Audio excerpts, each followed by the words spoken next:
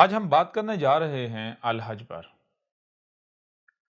الحج پر بات کرنے کی 3 وجوہات ہیں۔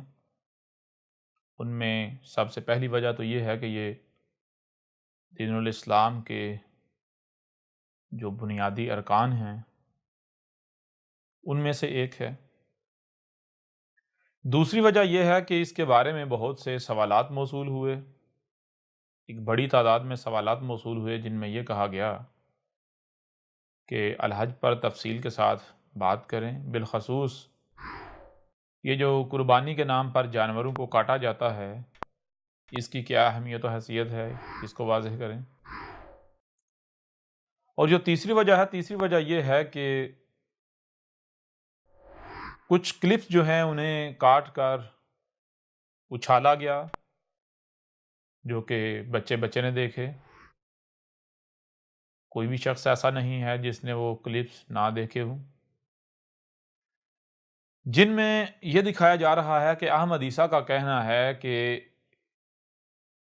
جو الحج وغیرہ ہے، حج وغیرہ ہے، یہ کوئی نہیں ہے، یہ جھوٹ ہے، یہ فراڈ ہے، یہ دھوکہ ہے۔ بلا شک و شبہ ایسی بات جو ہے وہ کہی گئی، لیکن جن لوگوں نے یہ کلپ کاٹ کر پھیلایا ان لوگوں کا مقصد کیا تھا؟ کیا ان لوگوں نے جو سچ تھا وہ پہنچایا، وہ پھیلایا، یا پھر انہوں نے آدھی بات کو، یا آدھی بھی نہیں، بالکل بات کا ایک چھوٹا سا حصہ ہے جو ان کے مقصد کو پورا کرنے کے لیے کفایت کرتا تھا، اسے انہوں نے کاٹا اور اس کو اچھالا۔ ان کا مقصد کیا تھا؟ ان کا مقصد یہ تھا کہ احمد عیسیٰ کے خلاف اس قدر پراپیگنڈا کیا جائے کہ کوئی بھی احمد عیسیٰ کی بات کو نہ سنے، احمد عیسیٰ کی دعوت کو نہ سنے۔ ایسا یہ لوگ کیوں چاہتے ہیں اور کیوں کیا ان لوگوں نے؟ ایسا ان لوگوں نے اس لیے کیا کیونکہ یہ لوگ جانتے ہیں کہ اگر کسی نے احمد عیسیٰ کی بات سن لی، احمد عیسیٰ کی دعوت سن لی، تو اس کے اوپر وہ دھوکہ چاک ہو جائے گا، وہ دجل، وہ فریب چاک ہو جائے گا، جو فریب، جو دھوکہ ہم صدیوں سے اسلام کے نام پر، دین کے نام پر، حج کے نام پر لوگوں کو دیتے چلے آ رہے ہیں، اور ہماری جو دکانداریاں ہیں وہ بند ہو جائیں گی۔ کیونکہ یہ ملاٹے نہیں چاہتے کہ عوام کو، لوگوں کو حق کا پتہ چلے، حقیقت کا پتہ چلے، کیونکہ ان کو علم ہے، یہ جانتے ہیں کہ جس دن عوام کو حق کا پتہ چل گیا تو نہ صرف عوام جو ہے وہ حق کو تسلیم کر لیں گے یا حق کی طرف رغبت اختیار کریں گے، بلکہ ان کی دکانداریاں بند ہو جائیں گی۔ لوگ ان سے ایسے ایسے سوالات کریں گے جن کے جوابات ان کے پاس نہیں ہوں گے، بدلے میں یہ ملاٹے ذلیل و رسوا ہو جائیں گے، اور پھر یہ لوگ کھائیں گے کہاں سے؟ یعنی یہ ملاٹے جو ہے، یہ مذہب کے ٹھیکیدار، دین کے ٹھیکیدار، یہ کھائیں گے کہاں سے؟ جو انہوں نے 1 2 2 4 4 8 8 10 10 جو ہے وہ شادیاں کی ہوئی ہیں۔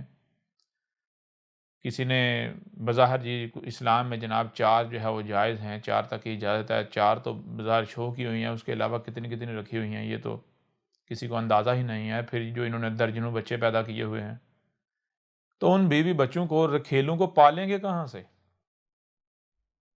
ظاہر ہے پھر ان کو پالنا تو مشکل ہو جائے گا۔ اب اگر ان کی دکانداریاں بند ہو جائیں، ان کے چندے بند ہو جائیں، ان کو جو فنڈ مل رہے ہیں بند ہو جائیں، تو یہ تو بھوکے مر جائیں گے، اور یہی یہ نہیں چاہتے۔ لہٰذا انہوں نے صرف وہ بات، وہ کلپ کاٹا جو ان کے مقصد کو پورا کرتا تھا۔ مقصد کیا تھا؟ مقصد یہ تھا کہ لوگوں کو احمد عیسیٰ کی بات سننے سے روکا جائے، جس کے لیے انہوں نے وہ کلپ کاٹا جس میں یہ بات کہی جا رہی ہے کہ یہ جو حج ہے یہ بکواس ہے، یہ جہالت ہے، یہ فراڈ ہے، یہ دھوکہ ہے۔ اس میں کوئی شک نہیں کہ یہ بات کہی گئی، لیکن کیا یہ مکمل بات ہے؟ نہیں، بلکہ جب آپ مکمل بات سنیں گے تو آپ کے اوپر واضح ہو جائے گا کہ ہاں بھائی، واقعتاً یہ جو حج کے نام پر کیا جا رہا ہے یہ دھوکہ ہے، یہ فراڈ ہے، اور آج اسی کو ہم آپ کے اوپر واضح کریں گے۔ اور آگے بڑھنے سے پہلے، اس کے اوپر بات کرنے سے پہلے ایک بات آپ کے سامنے رکھنا بہت ضروری ہے، وہی ہے کہ جو حسب سابق، یعنی پہلے بھی کہا جاتا ہے حسب سابق، اور پھر جو ہے ہم آپ کو کہتے ہیں کہ یہ الکتاب ہے۔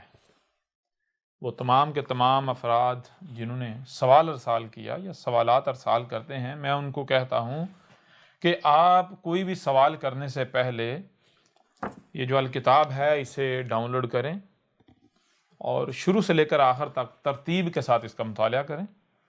آن لائن اس کی جو پی ڈی ایف میں جو فائلز ہیں، جو پارٹس ہیں، جو حصے ہیں، وہ ہیں 7، اور یہ پرنٹ شکل میں، پرنٹ صورت میں اس کے 3 جو ہے وہ جلدیں ہیں، 3 حصے ہیں۔ لہذا آپ الکتاب کو ڈاؤن لوڈ کریں اور اسے ترتیب کے ساتھ پڑھیں۔ کوئی ایک بھی سوال ایسا نہیں رہے گا جس کا جواب آپ کو نہ ملے۔ اس کے بعد اگر آپ کو لگتا ہے کہ آپ کو کسی سوال کا جواب نہیں ملا یا پھر آپ کا کوئی سوال ہے، تو آپ بلا جھجک اپنا وہ سوال ارسال کریں۔ آپ کے سوال کا تفصیل کے ساتھ، ترتیب کے ساتھ جواب دیا جائے گا، تسلی بخش جواب دیا جائے گا۔ کسی بھی پہلو سے اسے چھوڑا نہیں جائے گا، رہنے نہیں دیا جائے گا۔ ہر پہلو سے آپ کے اوپر حق کھول کر واضح کیا جائے گا۔ اور جو ہم پہلے بھی بارہا کہہ چکے کہ جواب کسے کہتے ہیں؟ جواب کہتے ہیں جو سوال کو مٹا دے، جو سوال کو کالعدم کر دے۔ جواب اسے نہیں کہتے کہ جو جواب کے نام پر کیا جائے تو آگے وہ مزید درجنوں سوالات کھڑے کر دے، مزید الجھنوں کا شکار کر دے۔ نہیں، جواب کہتے ہیں جو سوال کو کالعدم کر دے، جواب سوال کا وجود مٹا دے۔ تو آپ پہلے الکتاب کو پڑھیں، اس کے بعد اگر آپ کا کوئی بھی سوال رہتا ہے، کوئی سوال پیدا ہوتا ہے، تو آپ بلا جھجک وہ سوال کریں۔ جتنے بھی سوالات ہوں وہ کریں، ہر سوال کا جواب دیا جائے گا، آپ کے سوالات کو کالعدم کیا جائے گا، آپ کو مطمئن کیا جائے گا۔ پھر دوسری بات یہ ہے کہ یہ جو الحج کا موضوع ہے جس پر ہم بات کرنے جا رہے ہیں، یہ ایک یعنی کہ مختلف پہلو سے اس الکتاب کے اندر بھی موجود ہے، اور ہم جو ہے ایک اور پہلو سے یا اور مختلف پہلو سے ہم جو ہے اب آپ کے سامنے بھی اس کے اوپر بات کرتے ہیں۔ تو آئیں اب الحج کے اوپر۔ الحج ہے کیا؟ الحج کے بارے میں سب سے پہلے یہ ہے کہ جو خود کو مسلمان کہلوانے والے ہیں، ان کے اندر جو ان کے ہاں جو عقیدہ و نظریہ پایا جاتا ہے، پہلے وہ آپ کے سامنے رکھنا ضروری ہے۔ جب تک وہ آپ کے سامنے نہیں رکھا جائے گا تب تک آپ نہ تو جو دجل و فریب ہے اسے سمجھ پائیں گے، اور نہ جو حق ہے، حقیقت ہے، وہ آپ کی سمجھ میں آئے گی۔ دیکھیں، سب سے پہلی بات تو یہ ہے کہ مسلمانوں کے ہاں یہ عقیدہ و نظریہ پایا جاتا ہے کہ اسلام کے 5 بنیادی ارکان ہیں، ان میں سے ایک حج ہے۔ اور حج کیا ہے؟ حج یہ ہے کہ سال میں 12 مہینے ہوتے ہیں، ان 12 میں سے ایک مہینہ جس کا نام ذوالحجہ ہوتا ہے، ذوالحج کا۔ تو جب ذوالحجہ کا مہینہ آتا ہے تو جیسے ہی ذوالحجہ کا چاند نظر آئے تو ایسا کرنا ہے کہ اپنے ناخن کو نہیں تراشنا، اپنے بال وغیرہ نہیں کاٹنا، یعنی اپنی صفائی نہیں کرنا۔ کب تک؟ اتنی صفائی کرنی ہے جتنی کہ جس کے بغیر رہا نہیں جا سکتا، اس کے علاوہ جو ہے وہ صفائی گویا کہ ترک کر دینی ہے۔ اور کب تک صفائی نہیں کرنی؟ جب تک کہ حج نہیں کر لیا جاتا، قربانی نہیں دے لی جاتی۔ جب قربانی دے لیں گے تو اس کے بعد جو ہے آپ پھر اپنے ناخن تراشیں گے، اپنے بال وغیرہ کٹوائیں گے، آپ نہائیں گے، آپ صفائی کریں گے۔ اب یہ کیا ہے؟ میں چھوٹی سی بات آپ کے سامنے رکھوں گا، چھوٹا سا سوال آپ کے سامنے رکھوں گا۔ میں آپ سے سوال کروں گا کہ دیکھیں، وہ لوگ جو بھی حج جو اسے حج کہتے ہیں، وہ تمام کے تمام یہ دعویٰ کرتے ہیں، کہتے ہیں کہ اللہ الغنی ہے۔ اور میں آپ سے بھی سوال کرتا ہوں، کیا آپ جو آپ کا خالق ہے، جو آپ کا مالک ہے، آپ جو بھی نام دیں، آپ اللہ نام دیں، آپ ایشور نام دیں، گاڈ کہیں، دیوس کہیں، برہما کہیں، بھگوان کہیں، خدا کہیں، کچھ بھی کہیں، آپ جو بھی نام دیں، میں آپ سے سوال یہ کرتا ہوں کہ جو خدا ہے، جو اللہ ہے، جو گاڈ ہے، جو ایشور ہے، ایک لمحے کے لیے اس چیز کو الگ رکھیں، سائڈ پہ کریں کہ وہ کون ہے، وہ کیا ہے۔ صرف اس کے اوپر آئیں کہ کیا آپ اسے الغنی تسلیم کرتے ہیں؟ اور جو لوگ حج کو مانتے ہیں، جو کہتے ہیں حج اسلام کے 5 بنیادی ارکان میں سے ایک ہے، تو وہ تو دن رات جو ہے یہ دعوے کرتے ہیں اللہ الغنی ہے، اللہ الغنی ہے، اللہ الغنی ہے، یہاں تک کہ یہ جو قرآن ہے اس کے اندر جو ہے وہ یہ بارہا آیا ہے، جو اسماء الحسنی ہیں ان میں سے ایک اسم ہے الغنی۔ تو الغنی کا مطلب کیا ہے؟ الغنی کا مطلب یہ ہے کہ جو فقیر نہیں، یعنی جو محتاج نہیں، جو اپنا کام خود کرتا ہے، دوسرے سے اپنا کام نہیں لیتا، کسی بھی طرح سے کسی دوسرے کا وہ ڈیپینڈنٹ نہیں ہے، اقرائی برابر بھی کام وہ اپنے شریک سے نہیں لیتا یا دوسرے سے نہیں لیتا، غیر اللہ سے وہ کام نہیں لیتا، اپنے علاوہ کسی سے وہ کچھ نہیں کرواتا، کچھ نہیں کرواتا، کچھ نہیں لیتا. یہ ہے الغنی. پھر دوسری بات، کیا وہ الحق نہیں ہے؟ وہ جو بھی کرتا ہے کیا کچھ بھی بغیر حق کرتا ہے، یا پھر جو بھی کرتا ہے بالحق کرتا ہے؟ بغیر حق اور بالحق کا مطلب کیا ہے؟ بالحق کا مطلب یہ ہے کہ کوئی بھی بات کرتا ہے یا کوئی بھی کام کرتا ہے یا کچھ بھی کرنے کا کہتا ہے تو اس کا کوئی نہ کوئی مقصد لازم ہوتا ہے. بغیر مقصد کے نہ تو وہ کوئی بات کرتا ہے، نہ وہ کوئی کام کرتا ہے، نہ وہ کچھ خلق کرتا ہے، نہ وہ کوئی حکم دیتا ہے. جو بھی وہ کرنے کا کہتا ہے یا جو بھی وہ کرتا ہے، جو بھی وہ کہتا ہے تو وہ بالحق یعنی با مقصد ہوتا ہے، بغیر مقصد کے نہیں ہوتا. تو اب میں سب سے پہلے جو آپ سے سوال کروں گا وہ سوال یہ کروں گا کہ جسے آپ حج کہتے ہیں، کیا یہ حج کرنے سے جو اللہ ہے، رب ہے، ایشور ہے، گاڈ ہے، دیوس ہے، خدا ہے، الغنی ثابت ہوتا ہے؟ نمبر ایک. نمبر دو، کیا یہ جو حج ہے یہ با مقصد ثابت ہوتا ہے؟ اس کا مقصد کچھ نظر آتا ہے؟ میں چیلنج کرتا ہوں، آپ بتا دیں وہ مقصد کیا ہے، پھر بتائیں کیا حج کرنے سے وہ مقصد پورا ہوا؟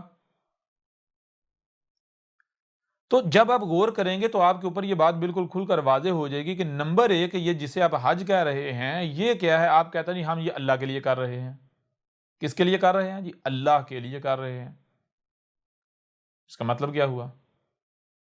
مطلب تو یہ ہو گیا کہ اللہ جو ہے وہ الغنی نہیں ہے، اللہ آپ کا محتاج ہے، اللہ فقیر ہے.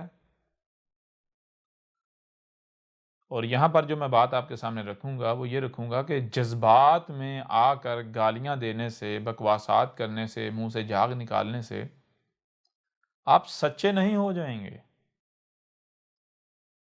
سچے ہونے کی یہ دلیل نہیں ہے کہ آپ جو آپ کے دماغ میں ہے، جو نسل در نسل آپ کے دماغوں میں ٹھونسا گیا، دماغ میں رکھ کر، تو اگر سامنے سے کوئی ایسی بات آئے جو کہ آپ کے عقائد و نظریات سے یا اس سے ٹکراتی ہے، جو نسل در نسل آپ کے دماغوں میں ٹھونسا گیا، تو آپ گالیاں دینا شروع کر دیں، بکواسات کرنا شروع کر دیں. آپ کتوں کی طرح چیخنا، چلانا، بھونکنا، داڑنا شروع کر دیں. تو یہ حق ہونے کی پہچان نہیں ہے، نہ ہی آپ اس سے حق ثابت ہو جائیں گے. بلکہ حق ہونے کی پہچان یہ ہے کہ اگر کہیں پر بھی کوئی بھی ایسی بات آپ کے سامنے آتی ہے جو کہ اختلاف آپ کو لگتا ہے، بظاہر اختلاف ہے، یا کوئی ایک دوسری بات سامنے آتی ہے جو آپ کے عقائد و نظریات کے برعکس ہے، تو پھر کیا کیا جائے؟ آپ کو کان دیے گئے تو کیوں دیے گئے؟ اس لیے دیے گئے، سنو، جو بھی سنائی دے رہا ہے، جو بھی آواز اپنا وجود رکھتی ہے اسے سنو. پھر صرف کان نہیں دیے گئے بلکہ ان کے ساتھ ساتھ آنکھیں بھی دی گئیں. جو سنائی دے رہا ہے اسے دیکھو، یا جو تمہیں دکھایا جا رہا ہے اسے دیکھو، جو بھی تمہارے سامنے آ رہا ہے اسے دیکھو. پھر صرف سننا اور دیکھنا نہیں بلکہ جو سنائی اور دکھائی دے رہا ہے اسے سمجھنا بھی ہے. تو اس وقت تک عمل نہیں کرنا، کوئی بھی بات اس وقت تک جو ہے وہ عمل میں نہیں لانی، کسی بھی بات کو اس وقت تک تسلیم نہیں کرنا جب تک کہ آپ اسے سمجھ نہیں لیتے. بغیر سمجھے کچھ بھی نہیں کرنا. یہ بار بار اس قرآن میں بھی کہا گیا جس کے آپ دعوے دار ہیں. ہر رسول نے اگر یہی کہا. لہٰذا اگر آپ یہ سمجھتے ہیں کہ آپ حق پر ہیں تو پھر آپ کا طریقہ کار یہ ہونا چاہیے، یہ نہیں ہونا چاہیے کہ اگر اختلاف کسی نے کیا ہے یا کسی اختلاف ہوا ہے تو آپ گالیاں دینا شروع کر دیں. نہیں جی، وہی حق ہے، وہی سچ ہے جو نسل در نسل چلا آ رہا ہے، جس پر ہم نے اپنے بڑوں کو پایا، اپنے باپ داد کو پایا. نہیں، بلکہ حق ہونے کی پہچان یہ ہے، حق یہ ہے کہ آپ کو سننے کے لیے کان دیے گئے، دیکھنے کے لیے آنکھیں دی گئی، جو سنائی اور دکھائی دے رہا ہے اسے سمجھنے کی صلاحیت دی گئی. لہذا جو بھی سنائی دیتا ہے، جو بھی دکھائی دیتا ہے اسے سمجھو. جب تم سمجھو گے، یعنی ان صلاحیتوں کا استعمال کرو گے، اگر سمجھو گے، تو ایسا ممکن ہی نہیں کہ جو حق ہے وہ تمہارے سامنے نہ آئے. اگر اندھوں کی طرح اسی کے اوپر چلنا ہے جو آباء و اجداد سے نسل در نسل منتقل ہو رہا ہے، تو پھر آپ کو کان، آنکھیں اور سمجھنے کی صلاحیت کیوں دی گئی؟ آپ کے سینوں کے اندر قلوب کیوں رکھے، انہیں افائدہ کیوں کیا؟ یعنی وہ کچھ سوچنے سمجھنے کی، دیکھنے کی، یعنی سننے دیکھنے سمجھنے کی صلاحیت رکھتے ہیں، دل جو کہ ان کانوں سے سنا نہیں جا سکتا، آنکھوں سے دیکھا نہیں جا سکتا، دماغ سے سمجھا نہیں جا سکتا۔ لہٰذا احمد عیسیٰ کی بات سن کر تو طیش میں آنے کے بجائے، جوش میں آنے کے بجائے، غصہ کھانے کے بجائے، جذبات میں آنے کے بجائے غور کیا جائے۔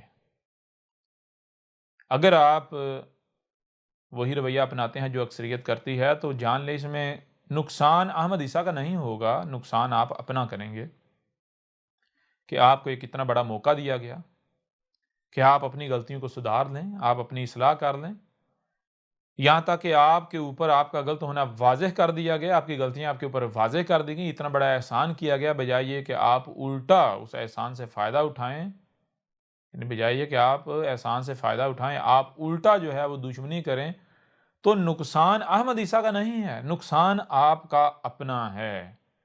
آج آپ اندھوں کی طرح اپنے بڑوں کے پیچھے یا اکثریت کے پیچھے چل کر خود کو جھوٹی تسلی تو دے سکتے ہیں، گالیاں دے کر، بکواسات کر کے، دشمنی کر کے آپ اپنے آپ کو جھوٹی تسلی تو دے سکتے ہیں، لیکن جان لیں بعد میں آپ پھر اپنی بات پر، اپنے موقف پر ڈٹے نہیں رہ سکیں گے، قائم نہیں رہ سکیں گے، پھر آپ چیخیں گے، چلائیں گے، پھر آپ کے پاس سوائے پچھتاوے کے اور کچھ نہیں رہے گا۔ اچھا، ایک تو بات ہو گئی ہے، اب تھوڑا سا آگے بڑھیں۔ یہ جو حج ہے، اس حج کے بارے میں کچھ سوالات آپ کے سامنے اور رکھوں گا۔ ان میں سے ایک سوال یہ ہے کہ یہ جو حج ہے، اس کے بارے میں کیا کہا جاتا ہے؟ اس کے بارے میں خود کو مسلمان کہلوانے والوں کا دعویٰ ہے کہ یہ کیا ہے، یہ دین ابراہیم ہے، تو اس لیے یہ ابراہیم سے چلا آ رہا ہے۔ یہ جو حج ہے، اس کی بنیاد کس نے رکھی؟ اس کی بنیاد رکھی ابراہیم علیہ السلام نے۔ یہ جو حج ہے یہ دین ابراہیم میں ہے، یہ جو ہمارا دین ہے جی، دین اسلام، یہ کیا ہے؟ دین ابراہیمی ہے۔ اور حج کی بنیاد کس نے رکھی؟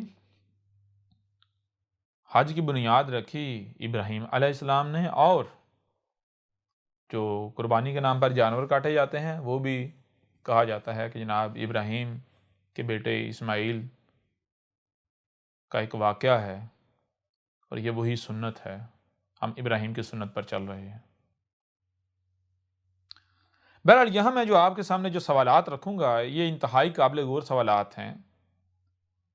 ان میں ایک سوال تو یہ ہے کہ میں آپ سے سوال کرتا ہوں، اگر یہ حج جو ہے اس کی بنیاد ابراہیم نے رکھی ہے، یہ دین ابراہیم میں ہے، یہ جسے آج آپ حج کہتے ہیں، جسے آپ حج کہتے ہیں، وہ نہیں جو کہ الحج ہے اور جس کا ذکر اس قرآن میں ہے، یا جو ہر رسول نے کیا ہے، ہر رسول کی دعوت کو تسلیم کرنے والوں نے کیا ہے، اس کی بات نہیں ہو رہی، وہ آگے چل کے واضح کریں گے۔ بلکہ یہ جو حج کے نام پر یا الحج کے نام پر جو کچھ ہو رہا ہے، اگر آپ یہ دعویٰ کرتے ہیں کہ یہ دین ابراہیم ہے، اس کی ابتدا ابراہیم نے کی، اس کی بنیاد ابراہیم نے رکھی، تو سوال میرا یہ ہے کہ کیا دین ابراہیم کے دعوے دار کیا صرف اور صرف مسلمان ہیں، یا پھر جن کو آپ عیسائی کہتے ہیں یعنی کرسچنز، وہ بھی اسی دین ابراہیم کے دعوے دار ہیں؟ اور جن کو آپ یہود کہتے ہیں، یہودی کہتے ہیں یا جوز کہتے ہیں، وہ بھی دین ابراہیم کے دعوے دار ہیں؟ کیا کبھی آپ نے غور کیا؟ آپ کسی اپنے ملاٹے سے سوال کر لیں کہ عیسائیت جو ہے کیا یہ دین ابراہیم نہیں ہے؟ آپ کو جواب دے گا ہاں جی ہے۔ جو یہودیت ہے کیا دین ابراہیم نہیں ہے؟ ہاں جی ہے۔ ہاں، آگے یہ کہیں گی وہ بگڑ چکا ہوا ہے۔ وہ کیا ہے؟ وہ بگڑ چکا ہوا ہے۔ ٹھیک ہے، مان لیا بگڑ چکا ہے، لیکن دین ابراہیم تو ہے نا۔ اب میں آپ سے سوال کرتا ہوں، مجھے یہ بتائیں کہ جب یہودیت بھی دین ابراہیم ہے، عیسائیت بھی دین ابراہیم ہے، تو یہودیت اور عیسائیت میں یہ حج کہاں ہے؟ بتائیں کہ یہ جسے آپ حج کہتے ہیں، اگر یہ وہی الحج ہے جس کا ذکر قرآن میں ہے، تو پھر کیا یہ موسیٰ نے کیا تھا؟ دنیا کی کوئی طاقت ثابت نہیں کر سکتی کہ موسیٰ نے کیا تھا، یہاں تک کہ موسیٰ یہاں آیا ہی نہیں، اپنی پوری زندگی میں یہاں موسیٰ نہیں آیا جہاں آپ جاتے ہیں حج کے نام پر۔ کیا عیسیٰ ابن مریم نے یہ الحج کیا یا یہ حج کیا؟ تو پتہ چلے گا نہیں۔ عیسیٰ ابن مریم بھی اپنی پوری زندگی یہاں نہیں آیا جہاں آپ حج کے نام پر جو کچھ کرنے جاتے ہیں۔ آپ جسے آپ یہودیت کہتے ہیں وہ شروع سے لے کر آخر تک آج تک اسے کھنگال لیں، آپ کو حج نامی نام و نشان نہیں ملے گا۔ آپ عیسائیت کو کھنگال لیں، آپ کو حج نامی نام و نشان نہیں ملے گا۔ اس طرح باقی بھی ہیں، جیسے نمازیں ہیں، روزے ہیں، باقی سب کچھ بھی ہے، لیکن ہمارا جو موضوع ہے، موضوع الحج ہے، ہم اسی پر رہیں گے۔ تو اب مجھے بتائیں کہ آپ اگر دعویٰ کر رہے ہیں دین ابراہیم کا، تو پھر دین ابراہیم میں اگر حج ہے تو حج تو ہونا چاہیے، یہودیوں کے ہاں بھی حج تو ہونا چاہیے، عیسائیوں کے ہاں بھی، لیکن ہم کیا دیکھتے ہیں؟ نہ یہودیوں کے ہاں اس کا کوئی نام و نشانہ ہے، آثار ملتے ہیں، نہ ہی عیسائیوں کے ہاں اس کا کوئی نام و نشانہ ہے، نہ اس کے کوئی آثار ملتے ہیں۔ اب اس سوال کا جواب چاہیے ہمیں۔ اگر آپ سچے ہیں یا حق کے طلبگار ہیں تو آپ کے اوپر یہ لازم ہے کہ آپ جا کے اپنے مولاٹوں سے یہ سوال کریں۔ اور پھر ایک اور چیز اور ذہن میں رکھنی ہے، وہ چیز یہ کہ ایسا نہیں ہے کہ موسیٰ جو ہے اس نے الحج نہیں کیا، عیسیٰ ابن مریم جو ہے اس نے الحج نہیں کیا۔ کیونکہ اسی قرآن کے اندر یہ بات موجود ہے، جو قرآن آپ کے دونوں ہاتھوں کے درمیان ہے، جس کے آپ دعوے دار ہیں، ہر رسول نے الحج کیا ہے۔ کوئی ایک بھی رسول ایسا نہیں ہے کہ جس نے الحج نہ کیا ہو۔ جو کچھ قربانی کے نام پر آپ کر رہے ہیں، کوئی ایک بھی رسول ایسا نہیں ہے جس نے وہ قربانی نہ دی ہو۔ ٹھیک ہے؟ یہ بہت بڑا سوال ہے، اس کا اپنے جو جواب ہے اپنے ملاٹوں سے مانگیں، ان سے یہ سوال کریں اور جان لیں اگر آپ یہ سوال نہیں کرتے تو اس میں نقصان احمد عیسیٰ کا نہیں ہوگا، نقصان آپ لوگوں کا اپنا ہے۔ اگر آپ کسی بھی وجہ سے احمد عیسیٰ کی بات نہیں سنتے، نہیں مانتے، تو نقصان احمد عیسیٰ کا نہیں ہے، جان لو۔ کیونکہ احمد عیسیٰ کیا ہے؟ جب کہ آپ کے اوپر بار بار کھول کر واضح کر دیا گیا کہ یہ اگر تم یہ سمجھتے ہو کہ تمہارے سامنے تمہارے ہی جیسا کوئی انسان یا 5-6 فٹ کا بشر بیٹھا ہوا تم سے بات کر رہا ہے، مخاطب ہے، تو اپنی اس غلط فہمی کو دور کر لو۔ یہ تمہارے ہی جیسا ایک 5-6 فٹ کا بشر تم سے کلام نہیں کر رہا، مخاطب نہیں ہے، بلکہ یہ تمہارا رب تم سے کلام کر رہا ہے۔ تمہارا رب مطلب کیا؟ مطلب یہ نہیں کہ یہ 6 فٹ کا تمہارے سامنے بیٹھا ہوا ہے یہ رب ہے، نہیں۔ ذرا غور کرو، تمہیں خلیق کیا، غور کرو ذرا، کون ہے تمہیں جو سانس لینے کے لیے آکسیجن فراہم کر رہا ہے، جس نے تمہیں ٹھہرنے کے لیے زمین دی ہوئی ہے، کون ہے جو تمہیں وجود میں لے کر آیا، تمہاری تمام تر ضروریات جو ہے تمہیں فراہم کر رہا ہے۔ جب تم غور کرو گے تمہارے اوپر بالکل کھل کر واضح ہو جائے گا کہ یہی کائنات ہے، اس کے علاوہ اور کوئی نہیں ہے۔ تو یہ جسے تم کائنات کہتے ہو، یونیورس کہتے ہو، یہ ہوں میں تمہارا رب، تم مجھ میں موجود ہو۔ یہ جو تمہارے سامنے 5-6 فٹ کا ہے، یہ میری زبان ہے، یہ میرا ہے، یہ میں نہیں، یہ میرا ہے۔ تو میں تمہارا رب تم سے کلام کر رہا ہوں۔ اب اگر تم کسی بھی وجہ سے خواہ دشمنی کی بنیاد پر تم حق جو ہے، جب کہ تمہارے اوپر کھول کر واضح کیا جا رہا ہے، کھول کر واضح کر دیا گیا، تم کفر و کذب کرتے ہو، تو جان لو نقصان ہمارا نہیں ہے، ہم تو تمہارے اوپر الاحسان کر رہے ہیں۔ نقصان تمہارا اپنا ہے، تم چیخو گے، چلاؤ گے، لیکن تب تمہارا چیخنا، تمہارا چلانا تمہیں کوئی نفع نہیں دے گا۔ پھر اس کو ایک اور پہلو سے آپ کے سامنے رکھتے ہیں، آپ کے اوپر واضح کرتے ہیں۔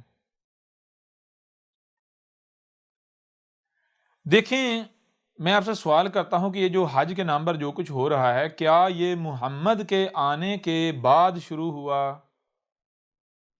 یعنی کیا یہ محمد نے آ کر سٹارٹ اسے کیا، محمد نے اس کی بنیاد رکھی؟ یا پھر یہ محمد کے آنے سے پہلے ہو رہا تھا؟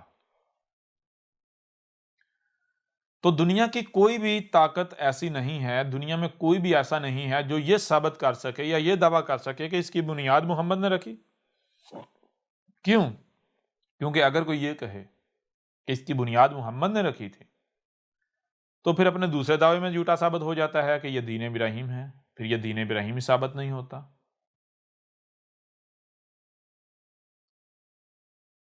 اور اگر یہ بات طے شدہ ہے، واضح ہے کہ محمد نے اس کی بنیاد نہیں رکھی، تو پھر اس سے تو یہ بات واضح ہو جاتی ہے کہ یہ محمد سے پہلے ہی ہو رہا تھا، محمد سے پہلے سے ہی یہ حج کے نام پر یہ سب کچھ ہو رہا تھا، چلتا آ رہا تھا۔ اور آپ کسی بھی طریقے سے دیکھ سکتے ہیں، تحقیق کر سکتے ہیں، آپ کے اوپر یہ بات بالکل کھل کر واضح ہو جائے گی کہ جسے آج آپ حج کہتے ہیں، بالکل عین اسی طرح، ابھی یہ تھوڑا اور بگڑ گیا، لیکن جو حج کے نام پر وہاں پر ہو رہا ہے مکہ نامی بستی میں، بالکل یہی محمد کے آنے سے پہلے بھی ہو رہا تھا۔ اب یہاں سوال یہ پیدا ہوتا ہے کہ اگر محمد کے آنے سے پہلے یہ ہو رہا تھا، محمد کے آنے سے پہلے یہ ہو رہا تھا، تو پھر کیا یہ حق ہو سکتا ہے؟ کیونکہ ابھی آپ کے سامنے ہم جو بات رکھنے جا رہے ہیں اس کی بنیاد پر یہ کسی بھی لحاظ سے حق ثابت نہیں ہوتا۔ آپ ایسا کریں، قرآن کھول لیں، اور یہ آیت ہے، ویسے تو اور بھی آیات ہیں لیکن ان میں سے ایک آیت ہم آپ کے سامنے رکھتے ہیں، سورہ آل عمران ہے، 3 نمبر سورت ہے، اور اس کی آیت ہے 164، 164۔ اس آیت میں کیا کہا جا رہا ہے ذرا غور کریں۔ لَقَدْ مَنَّ اللَّهُ عَلَى الْمُؤْمِنِينَ إِذْ بَعَثَ فِيهِمْ رَسُولًا مِنْ أَنفُسِهِمْ يَتْلُو عَلَيْهِمْ آيَاتِهِ وَيُزَكِّيهِمْ وَيُعَلِّمُهُمُ الْكِتَابَ وَالْحِكْمَةَ وَإِنْ كَانُوا مِنْ قَبْلُ لَفِي ضَلَالٍ مُبِينٍ۔ کیا کہا گیا اس آیت میں؟ یہ کیا بات کہی جا رہی ہے؟ لا، تم کو سننے کے لیے کان دیے گئے، دیکھنے کے لیے آنکھیں دی گئی، جو سنائی اور دکھائی دے رہا ہے اسے سمجھنے کی صلاحیت دی گئی، لہٰذا جو بھی تمہیں سنائی دے رہا ہے، جو بھی دکھائی دے رہا ہے، اسے سمجھو۔ جب تم سمجھو گے تو تمہارے سامنے وہی آئے گا، کیا آئے گا؟ قد، جو کہ طے شدہ ہے، طے کر دیا گیا، جس کے علاوہ یا جس کے خلاف اور کچھ سامنے آ ہی نہیں سکتا۔ جیسے بارہا آپ کے اوپر واضح کیا گیا کہ 2 جمع 2 کیا ہوتا ہے؟ 2 جمع 2 4۔ اب اگر دنیا میں کوئی بھی شخص اسے نہیں علم کہ 2 جمع 2 کیا ہوتا ہے، اور اس نے کہیں سے سن لیا 2 جمع 2 5 ہوتا ہے یا 7 ہوتا ہے یا 4 کے علاوہ کچھ اور ہوتا ہے، وہ جتنا نیچے رٹا لگاتا رہے، کیا وہ سچا ہو سکتا ہے؟ نہیں۔ جب کبھی اس نے تحقیق کی 2 جمع 2 کیا ہوتا ہے، تو اس کے سامنے نتیجہ 4 ہی آئے گا، 4 کے علاوہ اور کچھ نہیں آئے گا۔ کیوں؟ کیونکہ 4 طے شدہ ہے، اس کے علاوہ اور کچھ آ ہی نہیں سکتا۔ بالکل اسی طرح جب آپ کو تحقیق کا کہا جا رہا ہے یا تحقیق کا کہا جاتا ہے، تو تحقیق کرنے سے وہی گھبراتا ہے جس کو یہ خدشہ لاحق ہوتا ہے کہ کہیں میں غلط ثابت نہ ہو جاؤں۔ جو جھوٹا ہوتا ہے، جو باطل پر ہوتا ہے، کیونکہ حق جو ہوتا ہے نا، حق تحقیق سے نہیں گھبراتا۔ مثال کے طور پر میں چھوٹی سی آپ کو بات آپ کے سامنے رکھتا ہوں، موجودہ دور کی مثال لے لیں، ایک عام سی سادہ سی مثال ہے۔ فرض کریں کہیں پر الیکشن ہوتے ہیں، کسی ادارے میں ہوتے ہیں، کسی آرگنائزیشن میں، کسی تنظیم میں، کسی پارٹی میں، کسی ملک میں، کسی بھی قسم کے الیکشنز ہوتے ہیں۔ الیکشنز کے بعد جو ہے وہ نتائج کا اعلان کیا جاتا ہے۔ جب نتائج کا اعلان کیا جاتا ہے تو جو ایک فریق جس کے بارے میں کہا جاتا ہے یہ ہار گیا ہے، وہ اگر یہ کہتا ہے کہ جی مجھے یہ نتیجہ قبول نہیں ہے کیونکہ دھاندلی ہوئی ہے، یہ نتیجہ پرفیکٹ نہیں ہے، آپ ایسا کریں کہ دوبارہ جو ہے وہ کاؤنٹ کریں، ری کاؤنٹنگ کریں، دوبارہ گنتی کریں۔ اب دیکھیں، غور کریں، اگر تو جو نتیجہ اناؤنس کیا گیا ہے وہ سچ ہے، حق ہے، تو وہ نتیجہ اناؤنس کرنے والوں کو، ووٹوں کی گنتی کرنے والوں کو، جو الیکشن کمیشن ہے، اس سے ری کاؤنٹنگ پر کسی بھی قسم کا اعتراض نہیں ہونا چاہیے، نہ کرنا چاہیے، بلکہ اسے تو خوشی خوشی کہنا چاہیے ٹھیک ہے بھائی، ایک بار چھوڑو، 1000 بار گنو، وہ تو صندوقڑیاں کھول کے سامنے رکھ دے، لو بھائی خود گنو، اپنا شک دور کر لو۔ کیوں؟ کیونکہ انہیں پتا ہے کہ بھائی ہم حق ہیں، ہم سچے ہیں، جتنی بار جی چاہے ری کاؤنٹنگ کریں، نتیجہ وہی نکلے گا۔ اب ذرا غور کریں، اگر کوئی ری کاؤنٹنگ سے گھبرائے گا تو کون گھبرائے گا؟ دوبارہ گنتی سے گھبرائے گا تو کون گھبرائے گا؟ سیدھی سی بات ہے، وہی گھبرائے گا جس کو یہ خوف ہوگا، ڈر ہوگا کہ کہیں میری پول نہ کھل جائے، کہیں میرا جھوٹ جو ہے، میرا جو دجل ہے، فریب ہے، وہ نہ چاک ہو جائے، وہ گھبرائے گا۔ تو بالکل اسی طرح دیکھیں ذرا، لاقد تم کو سننے کے لیے کان دیے گئے، دیکھنے کے لیے آنکھیں دی گئی، جو سنائی اور دکھائی دے رہا ہے اسے سمجھنے کی صلاحیت دی گئی۔ تو کیوں دی گئی؟ اس لیے تو دی گئی کہ تاکہ تم تحقیق کرو کوئی بھی بات۔ بے شک مثال کے طور پر دیکھیں، اگر آپ کو یقین ہی کیوں نہ ہو کہ جو بات آپ کر رہے ہیں، یا جو آپ کا موقف ہے، یا جو آپ کا نظریہ ہے، یا جو آپ کا عقیدہ ہے، جو آپ کا موقف ہے، آپ کو یقین ہی کیوں نہ ہو کہ یہ حق ہے، یہ سچ ہے، اور کوئی بھی اعتراض کرتا ہے، کوئی بھی تحقیق کی دعوت دیتا ہے، تو فوری تحقیق کریں۔ اگر کوئی اعتراض اٹھاتا ہے یا تحقیق کا کہتا ہے تو اس کا مطلب قطعاً یہ نہیں ہے کہ آپ جھوٹے ثابت ہو جائے گے، آپ غلط ثابت ہو جائے۔ اگر آپ حق پر ہو تو یہ گارنٹی ہے آپ غلط ثابت نہیں ہو سکتے، آپ کی بات غلط ثابت نہیں ہو سکتی۔ تحقیق کرنے پر تو الٹا مزید اطمینان ہوگا، تحقیق کرنے پر تو دوسرا جو ہے اس کے لیے بھی راستہ نہیں رہے گا بھاگنے کا۔ لہذا خواہ کتنی ہی بار تحقیق کیوں نہ کرنی پڑے، تحقیق سے نہیں گھبرایا جائے گا۔ اگر کوئی تحقیق سے گھبراتا ہے، جو یہ کہتا ہے نہیں جی، جو عقیدہ، جو نظریہ پیچھے سے چلتا آ رہا ہے، ہم اس کے اوپر نظر ثانی کرنے کو تیار نہیں ہیں، یعنی نظر ثانی کا مطلب کیا ہے؟ دوبارہ اس کے اوپر نظر ڈالنے پر تیار نہیں ہے، ہم تحقیق کرنے کے لیے تیار نہیں ہیں، ہم ری کاؤنٹنگ کے لیے تیار نہیں ہیں۔ کیوں؟ کیونکہ وہ گھبراتے ہیں۔ اور گھبراتا کون ہے؟ گھبراتا تو وہی ہے جو غلط ہوتا ہے۔ اور پھر یہ جان لیں، جو بھی تحقیق سے بھاگتا ہے یا تحقیق سے روکتا ہے، وہ اپنی زبان سے یہ نہیں کہے گا کہ میں غلط ہوں اس لیے میں تمہیں تحقیق سے روک رہا ہوں، میں جھوٹا ہوں، میں باطل ہوں، یا جو نظریہ عقیدہ میرا ہے یہ باطل ہے، غلط ہے، تو اس لیے میں تحقیق سے روک رہا ہوں، تحقیق سے منع کر رہا ہوں، یا کہہ رہا ہوں کہ نہیں جی ایسے مانا جائے گا، اس لیے نہیں کہہ رہا کہ میں غلط ہوں، نہیں، بلکہ وہ زبان سے یہ اقرار نہیں کرتا کہ یہ غلط ہے، یہ باطل ہے، یہ جھوٹا، نہیں، بلکہ وہ محسوس بھی نہیں ہونے دیتا، وہ طرح طرح کے بہانے بناتا ہے، طرح طرح کے بہانے بناتا ہے، طرح طرح کے یعنی کہ ہیلے بہانے حجتیں یعنی کہ وہ گڑتا ہے تاکہ کوئی بھی تحقیق نہ کرے، کیونکہ اسے پتا ہے اگر کسی نے تحقیق کر لی تو میرا دجل، میرا فریب چاک ہو جائے گا۔ لہٰذا آج آپ جب یعنی کہ آپ کے اوپر یہ جو حج ہے اس کے حوالے سے اگر بات کی جا رہی ہے، تو اب آپ ایسا کریں، آپ تحقیق کریں اپنی۔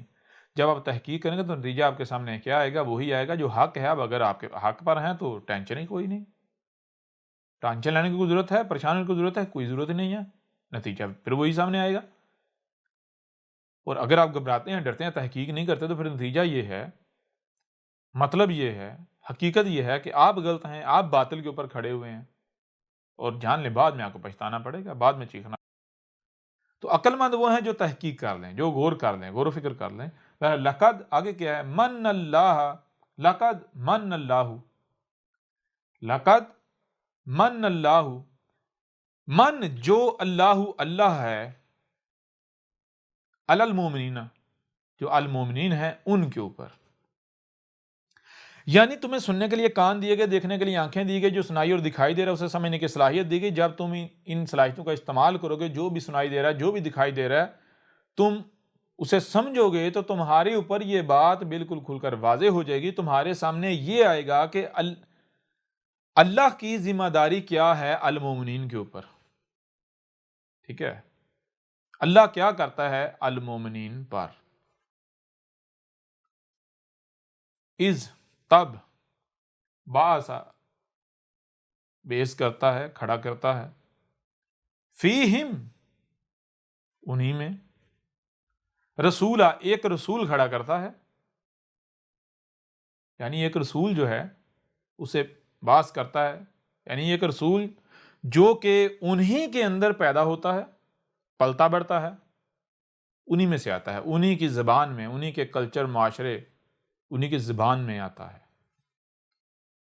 رسول آ کر وہی من انفسہم، انہی میں سے آتا ہے، یعنی کہ یہاں ایک اور چیز ذہن میں رکھیں، وہ کیا چیز؟ وہ یہ چیز ہے کہ جب بھی اللہ کا بھیجا ہوا آتا ہے رسولہ کا مطلب یہ، رسول کا مطلب یہ اللہ کا بھیجا ہوا۔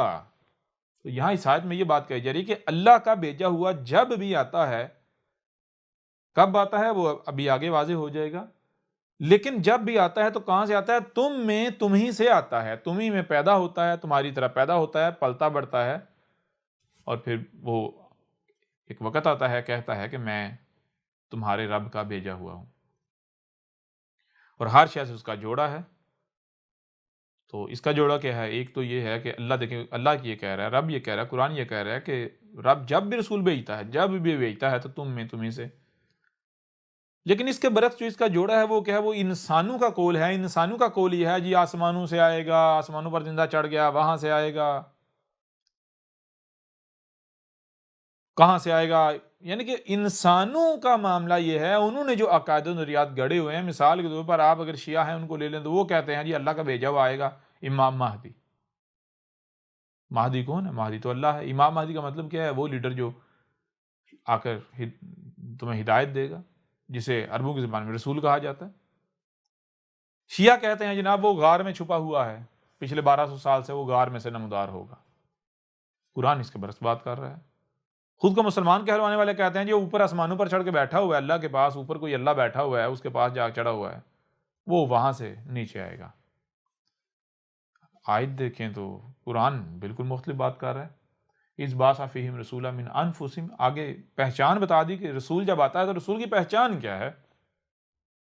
یتلو، تلاوہ کر رہا ہے، یعنی پوری ترتیب کے ساتھ کھول کھول کر واضح کر رہا ہے کیا؟ علیہم، ان کے اوپر، آیات ہی، جو اس کی آیات ہیں، یعنی اس کی اپنی آیات، اللہ کی آیات جو ہے ان کو بڑی ترتیب کے ساتھ کھول کھول کر واضح کر رہا ہوتا ہے جب رسول آتا ہے۔ آگے اس سے ہوتا کیا ہے؟ وَيُزَكِّهِمْ، اور اس سے کیا ہوتا ہے؟ اور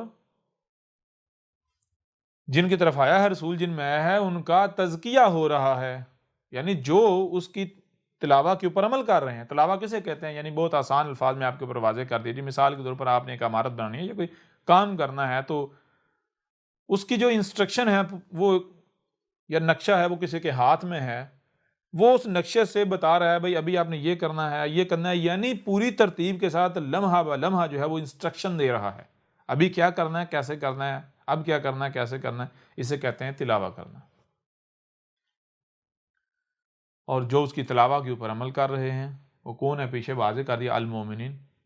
تو ان کا کیا ہو رہا ہے؟ تزکیہ ہو رہا ہے۔ وہ تزکیہ کیسے؟ یعنی پیوریفائی ہو رہے ہیں، وہ ان کے اجسام پیوریفائی ہو رہے ہیں، ان کے اعمال پیوریفائی ہو رہے ہیں، ان کی سوچیں، ان کی فکریں، ان کے احساسات، ان کے جذبات، ان کے اعمال، ان کے اجسام پیوریفائی ہو رہے ہیں، ہر قسم کی منفیت سے، نیگیٹیوٹی سے پیوریفائی ہو رہے ہیں، پاک ہو رہے ہیں۔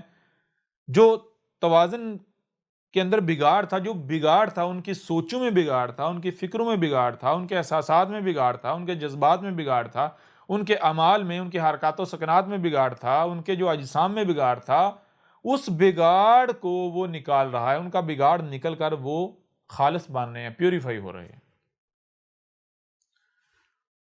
اور جو سوچیں ہیں، جو فکریں ہیں، جو جذبات ہیں، احساسات ہیں، جو اعمال ہیں، یہ پیوریفائی کب ہوتے ہیں؟ اور مختلف موضوعات کے تحت بھی یہ بات کی گئی، بڑی ڈیٹیل کے ساتھ واضح کیا گیا کہ بھائی جو آپ کھاؤ، یعنی جو آپ کا رزق ہے وہی آپ بنو گے، اور وہی ویسے ہی آپ اعمال کرو گے۔ بڑی ڈیٹیل کے ساتھ بتایا گیا کہ یہ سوچیں، فکریں، جذبات، احساسات، یہ اعمال یہ ہے کیا؟ یہ آپ کے وجود کے اندر دو طرح کی انرجی ہے، گرم انرجی اور ٹھنڈی انرجی۔ گرم انرجی کی اپنی صلاحیتیں ہیں، ٹھنڈی انرجی کی اپنی صلاحیتیں ہیں۔ جب یہ دونوں طرح کی انرجی آپس میں ملتی ہے تو کشمکش شروع ہو جاتی ہے۔ یہ جو کشمکش ہے یہ جو ریئیکشن ہے اسے آپ کہتے ہیں سوچیں، فکریں، جذبات، احساسات، کیفیات اور اعمال وغیرہ، آپ کی حرکات و سکنات وغیرہ جتنی بھی ہیں۔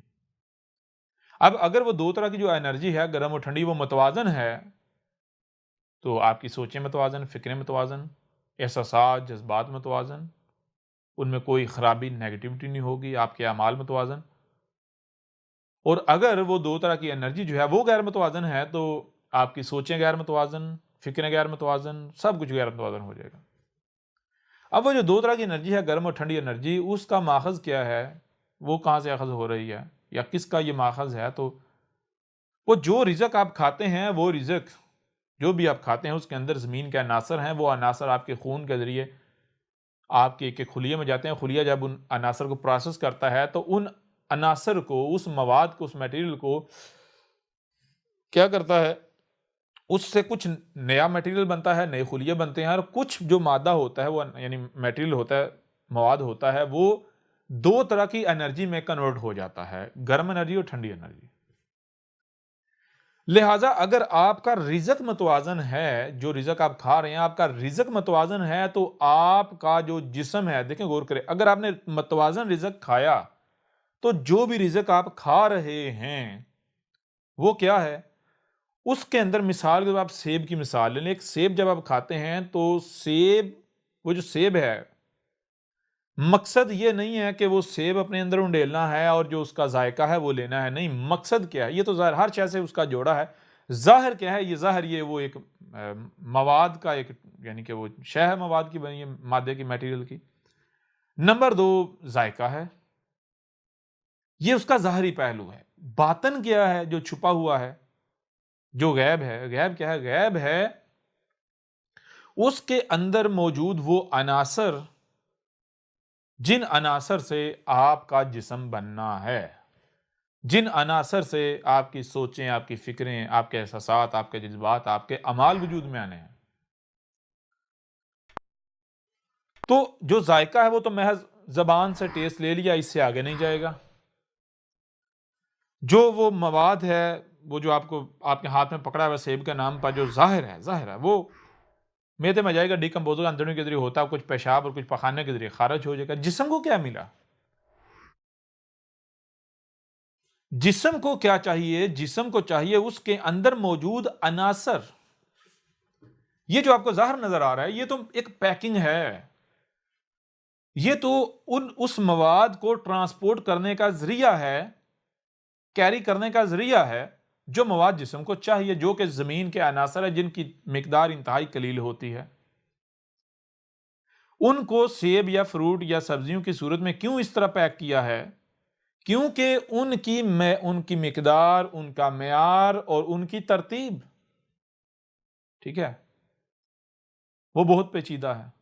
تو جب آپ سیب، مثال کے سیب کھاتے ہیں، آپ کے معدے میں جا کر ڈیکمپوز ہوتا ہے، اس میں سے جو عناصر ہیں، جب وہ عناصر نکلتے ہیں وہ خون میں جاتے ہیں، خون کے ذریعے وہ عناصر ٹرانسپورٹ ہوتے ہیں ہر خلیے میں، یعنی خون جو ہے وہ ان عناصر کو ٹرانسپورٹ کرتا ہے جسم کے خلیے میں پہنچاتا ہے، ڈسٹریبیوٹ کرتا ہے، پھر ہر خلیہ کیا کرتا ہے، وہ جو عناصر ہوتے ہیں ان عناصر کو دو حصوں میں تقسیم کر دیتا ہے، ان کو پروسیس کرتا ہے، پروسیس کرنے سے نتیجہ کیا نکلتا ہے، ان عناصر سے جو کہ مادہ ہوتا ہے، میٹر ہوتا ہے، وہ میٹر کچھ اس سے مزید آگے میٹر خلیوں کی فارم اختیار کر لیتا ہے، خلیوں کی شکل اختیار کر لیتا ہے، اور کچھ جو اس کا حصہ ہوتا ہے، جو میٹر ہوتا ہے، وہ گرم اور ٹھنڈی انرجی میں کنورٹ ہو جاتا ہے۔ یعنی جو میٹر انرجی ہے یہ کنورٹ ہو جاتی ہے دو طرح کی انرجی میں، جو کہ ایک الیکٹریکل انرجی ہے اور دوسری جو ہے وہ برن کرنے والی آگ، یعنی جو سمجھے دونوں ہی الیکٹریکل بے شک لے لیں، یعنی کہ دو طرح کی انرجی میں کنورٹ ہو جاتا ہے۔ اب وہ جو دو طرح کی انرجی ہے، گرم انرجی اور ٹھنڈی، گرم انرجی کی اپنی صلاحیتیں ہیں، ٹھنڈی انرجی کی اپنی صلاحیتیں ہیں۔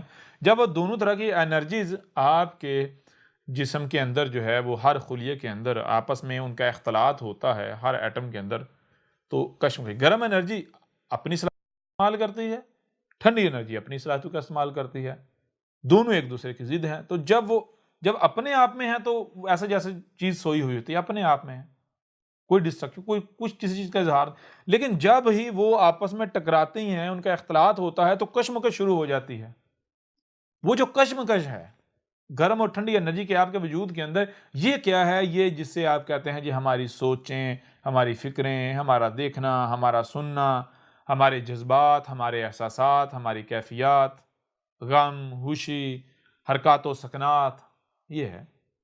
لہٰذا اگر رزق متوازن ہوگا تو نہ صرف آپ کا جسم متوازن ہوگا بلکہ آپ کی سوچیں، فکریں، سب کچھ متوازن ہو جائے گا، نیگیٹیوٹی ختم ہو جائے گی دنیا سے، آپ کے جسم سے، دنیا سے، سب کا سب جو نیگیٹیوٹی ہے، حسد، بغض، لڑائیاں، جھگڑے، فساد، خرابیاں، سب ختم ہو جائے گا۔ خرابی ہوتی کیا ہے؟ اس کا نام و نشان مٹ جائے گا، سب کا سب جو ہے وہ ہر طرف اصلاح ہو جائے گی، ہر ایک میں، سب میں اصلاح ہو جائے گی۔ تو یہ ہے یتلو علیہم آیاتہ ویزکیہم۔ رسول کی پہچان کیا ہے؟ رسول آتا ہے، آ کر تلاوت کر رہا ہوتا ہے رب کی آیات کی، یعنی رب کی آیات کو ہی کھول کھول کر واضح کر رہا ہوتا ہے، پوری ترتیب کے ساتھ، پوری ڈیٹیل کے ساتھ، تفصیل کے ساتھ۔ تو جو المومنین ہیں، جو خاص مومن ہیں، جو کہ رب ہی کا وجود ہے، وہ کیا کرتے ہیں؟ وہ جو رسول تلاوت کر رہا ہوتا ہے اسے دل سے تسلیم کرتے ہوئے جب اس کے اوپر عمل کر رہے ہوتے ہیں تو وہ پیوریفائی ہو رہے ہوتے ہیں، ہر لحاظ سے پیوریفائی ہونا شروع ہو جاتے ہیں۔ اور آگے پہچان کیا ہے رسول کی؟ وَيُعَلِّمُهُمُ الْكِتَابَ، اور جب پیوریفائی ہوتے ہیں تو پھر کیا؟ پھر انہیں جو ہے وہ کیا ہو رہا ہے؟ جو الکتاب تھی اس کا علم جو ہے وہ مل رہا ہے۔ اس سے پہلے تو انہیں بھی نہیں پتا تھا الکتاب کیا ہے، تب جا کر واضح ہوتا ہے کہ الکتاب ہے۔ الکتاب یہ کائنات ہے، آسمان و زمین، یہ ہے الکتاب۔ پھر پتا ہے، پھر الکتاب کا یعنی آسمان و زمین کا، کائنات کا علم ان کی طرف آتا ہے۔ پھر اس علم کی بنیاد پر وہ جو المومنین کا گروہ ہوتا ہے، جماعت ہوتی ہے، رسول اور اس کے جو ساتھی ہوتے ہیں، وہ دنیا کی تاریخ بدل دیتے ہیں، تاریخ تبدیل کر کے رکھ دیتے ہیں۔ دنیا کی بڑی سے بڑی طاقت ان کے سامنے نہیں ٹھہر سکتی۔ کیوں؟ وہ راز جان جاتے ہیں، وہ حقائق ان کے اوپر کھل جاتے ہیں، وہ قوانین کھل جاتے ہیں جن قوانین کی بنیاد پر یہ کائنات چل رہی ہے۔ رب رہنمائی کرتا ہے۔ پھر آگے والحکمہ، اور وہ جو علم سیکھتے ہیں اس علم کا صحیح استعمال جو ہے وہ بھی پھر انہیں وہ آ جاتا ہے، وہ بھی اس کا بھی علم جو ہے انہیں حاصل ہو جاتا ہے کہ علم کو کب، کہاں، کیسے، کتنا استعمال کرنا ہے۔ ورنہ اگر صرف علم ہے اور علم کا صحیح استعمال نہیں جانتا، یعنی حکمہ نہیں ہے، تو پھر ایسا علم جو ہے پھانسی کا پھندا بن جاتا ہے، ذلیل و رسوا کر دیتا ہے۔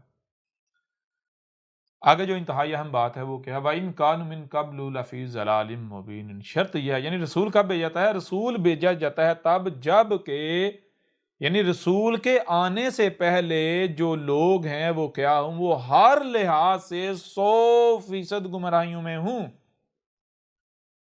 یہ آیت کیا بتا رہی ہے؟ اس آیت میں یہ بتایا جا رہا ہے کہ دنیا میں جب بھی 100% گمراہیاں ہوتی ہیں، نور کی ایک کرن بھی نہیں ہوتی، ہدایت کی ایک رائے بھی نہیں ہوتی، ہدایت کا، حق کا نام و نشان بھی نہیں ہوتا، ہر طرف اللیل ہوتی ہے، اندھیرا ہی اندھیرا ہوتا ہے، یعنی کہ گمراہیوں نے ہر شے کو اپنی لپیٹ میں لیا ہوتا ہے، نور کی ایک کرن نہیں ہوتی، ہدایت کی ایک کرن بھی ہوتی، تب ایسی صورت میں ایسے لوگ موجود ہوں جو کہ المومن جنہیں کہا گیا، المومنین، یعنی کہ اے ہمارے رب، ہمیں نہیں پتا تو کیا ہے، تو کون ہے، لیکن ہمیں یہ پتا ہے تو ہمارا خالق ہے، یا جو بھی ہے جس نے ہمیں خلق کیا ہے، ظاہر ہے کسی نہ کسی مقصد کے لیے تو خلق کیا ہے۔ ہمیں نہیں پتا دنیا میں آنے کا مقصد کیا ہے، کیونکہ ہر کسی کا دعویٰ ہے کہ ہم حق پر ہیں، باقی سب گمراہ ہیں، ہر کوئی یہ دعویٰ کر رہا ہے، لیکن جب غور کیا، دیکھا تو کسی کے پاس بھی ہمارے سوالات کے جوابات نہیں ہیں۔ جس گروہ کی طرف بھی ہم گئے ہمیں اطمینان نہیں ملا، ہمارے سوالات کے جوابات ہمیں نہیں ملے، ہمیں حق کہیں سے نہیں مل رہا۔ اے ہمارا رب، خلق تو نے کیا ہے، دین تیرا ہے، تجھے پتا تو نے ہمیں کیوں خلق کیا، لہذا ہماری رہنمائی کر، ہمیں ہدایت دے۔ یہ صورت ہوتی ہے، یہ جب وقت آتا ہے تو پھر رب جو ہے وہ کیا کرتا ہے؟ اللہ نے اپنے اوپر یہ لازم کر لیا کہ اللہ جو المومنین ہیں ان کے اوپر احسان کرتا ہے، الاحسان کرتا ہے، ان میں انہی سے رسول بیس کر کے، کھڑا کر کے، ٹھیک ہے۔ اور دیکھیں اللہ کیا ہے؟ الغنی ہے، اگر غور کیجیے، اگر ہدایت موجود ہو، بے شک ایک کرن ہی کیوں نہ ہو، تو ایسی صورت میں اللہ رسول بیس کر دے، رسول بھیج دے، تو اللہ تعالیٰ کا نہیں ثابت نہیں ہوتا، اللہ تو فقیر ثابت ہو جاتا ہے۔ جی، لوگ تو کہیں کہ ہمارے پاس ہدایت ہے، بے شک ایک چنگاری ہی کیوں نہیں ہے، جب تک چنگاری بھی ہے، چنگاری تک ہے، وہ چنگاری بھی بھڑکائی جا سکتی ہے، اس چنگاری سے بھی دوبارہ آگ جلائی جا سکتی ہے، سب کچھ روشن ہو سکتا ہے۔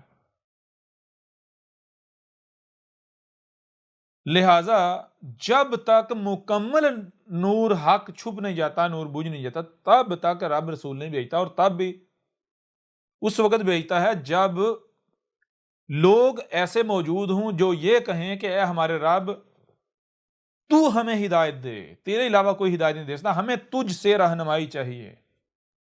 تو ایسی صورت میں رب نے، اللہ نے اپنے اوپر یہ چیز لازم کر لی ہے کہ اللہ جو ہے پھر المومنین جو ہے ان کے اوپر الاحسان کرتا ہے، ان میں انہی سے رسول بیس کرتا ہے۔ رسول کی پہچان کیا ہے وہ آپ کے اوپر واضح کر دی۔ آپ دنیا کے جتنے بھی مذاہب ہیں ان کا جو رسولوں سے منسوب لٹریچر ہے، جو رسولوں کا چھوڑا ہوا ہے، وہ بے شک تبدیل شدہ ہے، ان میں بھی آپ دیکھیں گے آپ کے اوپر بالکل واضح ہو جائے گا۔ مثال کے طور پر سب سے پرانا جو ہے اس وقت دنیا میں جو مذہب ہے، وہ جسے آپ کے ہمسائے میں جنہیں آپ ہندو کہتے ہیں، اٹھا کے دیکھ لیں، گیتا کے اندر، پران جو ہے ان کے اندر، ویدوں کے اندر یہ بات لکھی ہوئی ہے۔ رسول جو کالکی اوتار ہے، کالکی اوتار کی پہچان کیا ہے؟ کالکی اوتار کی سب سے بڑی اور بنیادی پہچان یہ ہے، جس کے اوپر، جس پیرائے پر، جس پیمانے پر دنیا کی کوئی اور شخصیت پوری نہیں اتر سکتی، وہ کیا ہے؟ وہ ہے کہ وہ آ کر سب سے پہلا کام جو کرتا ہے وہ لوگوں کو پیوریفائی کرتا ہے، یعنی تزکیہ کرتا ہے،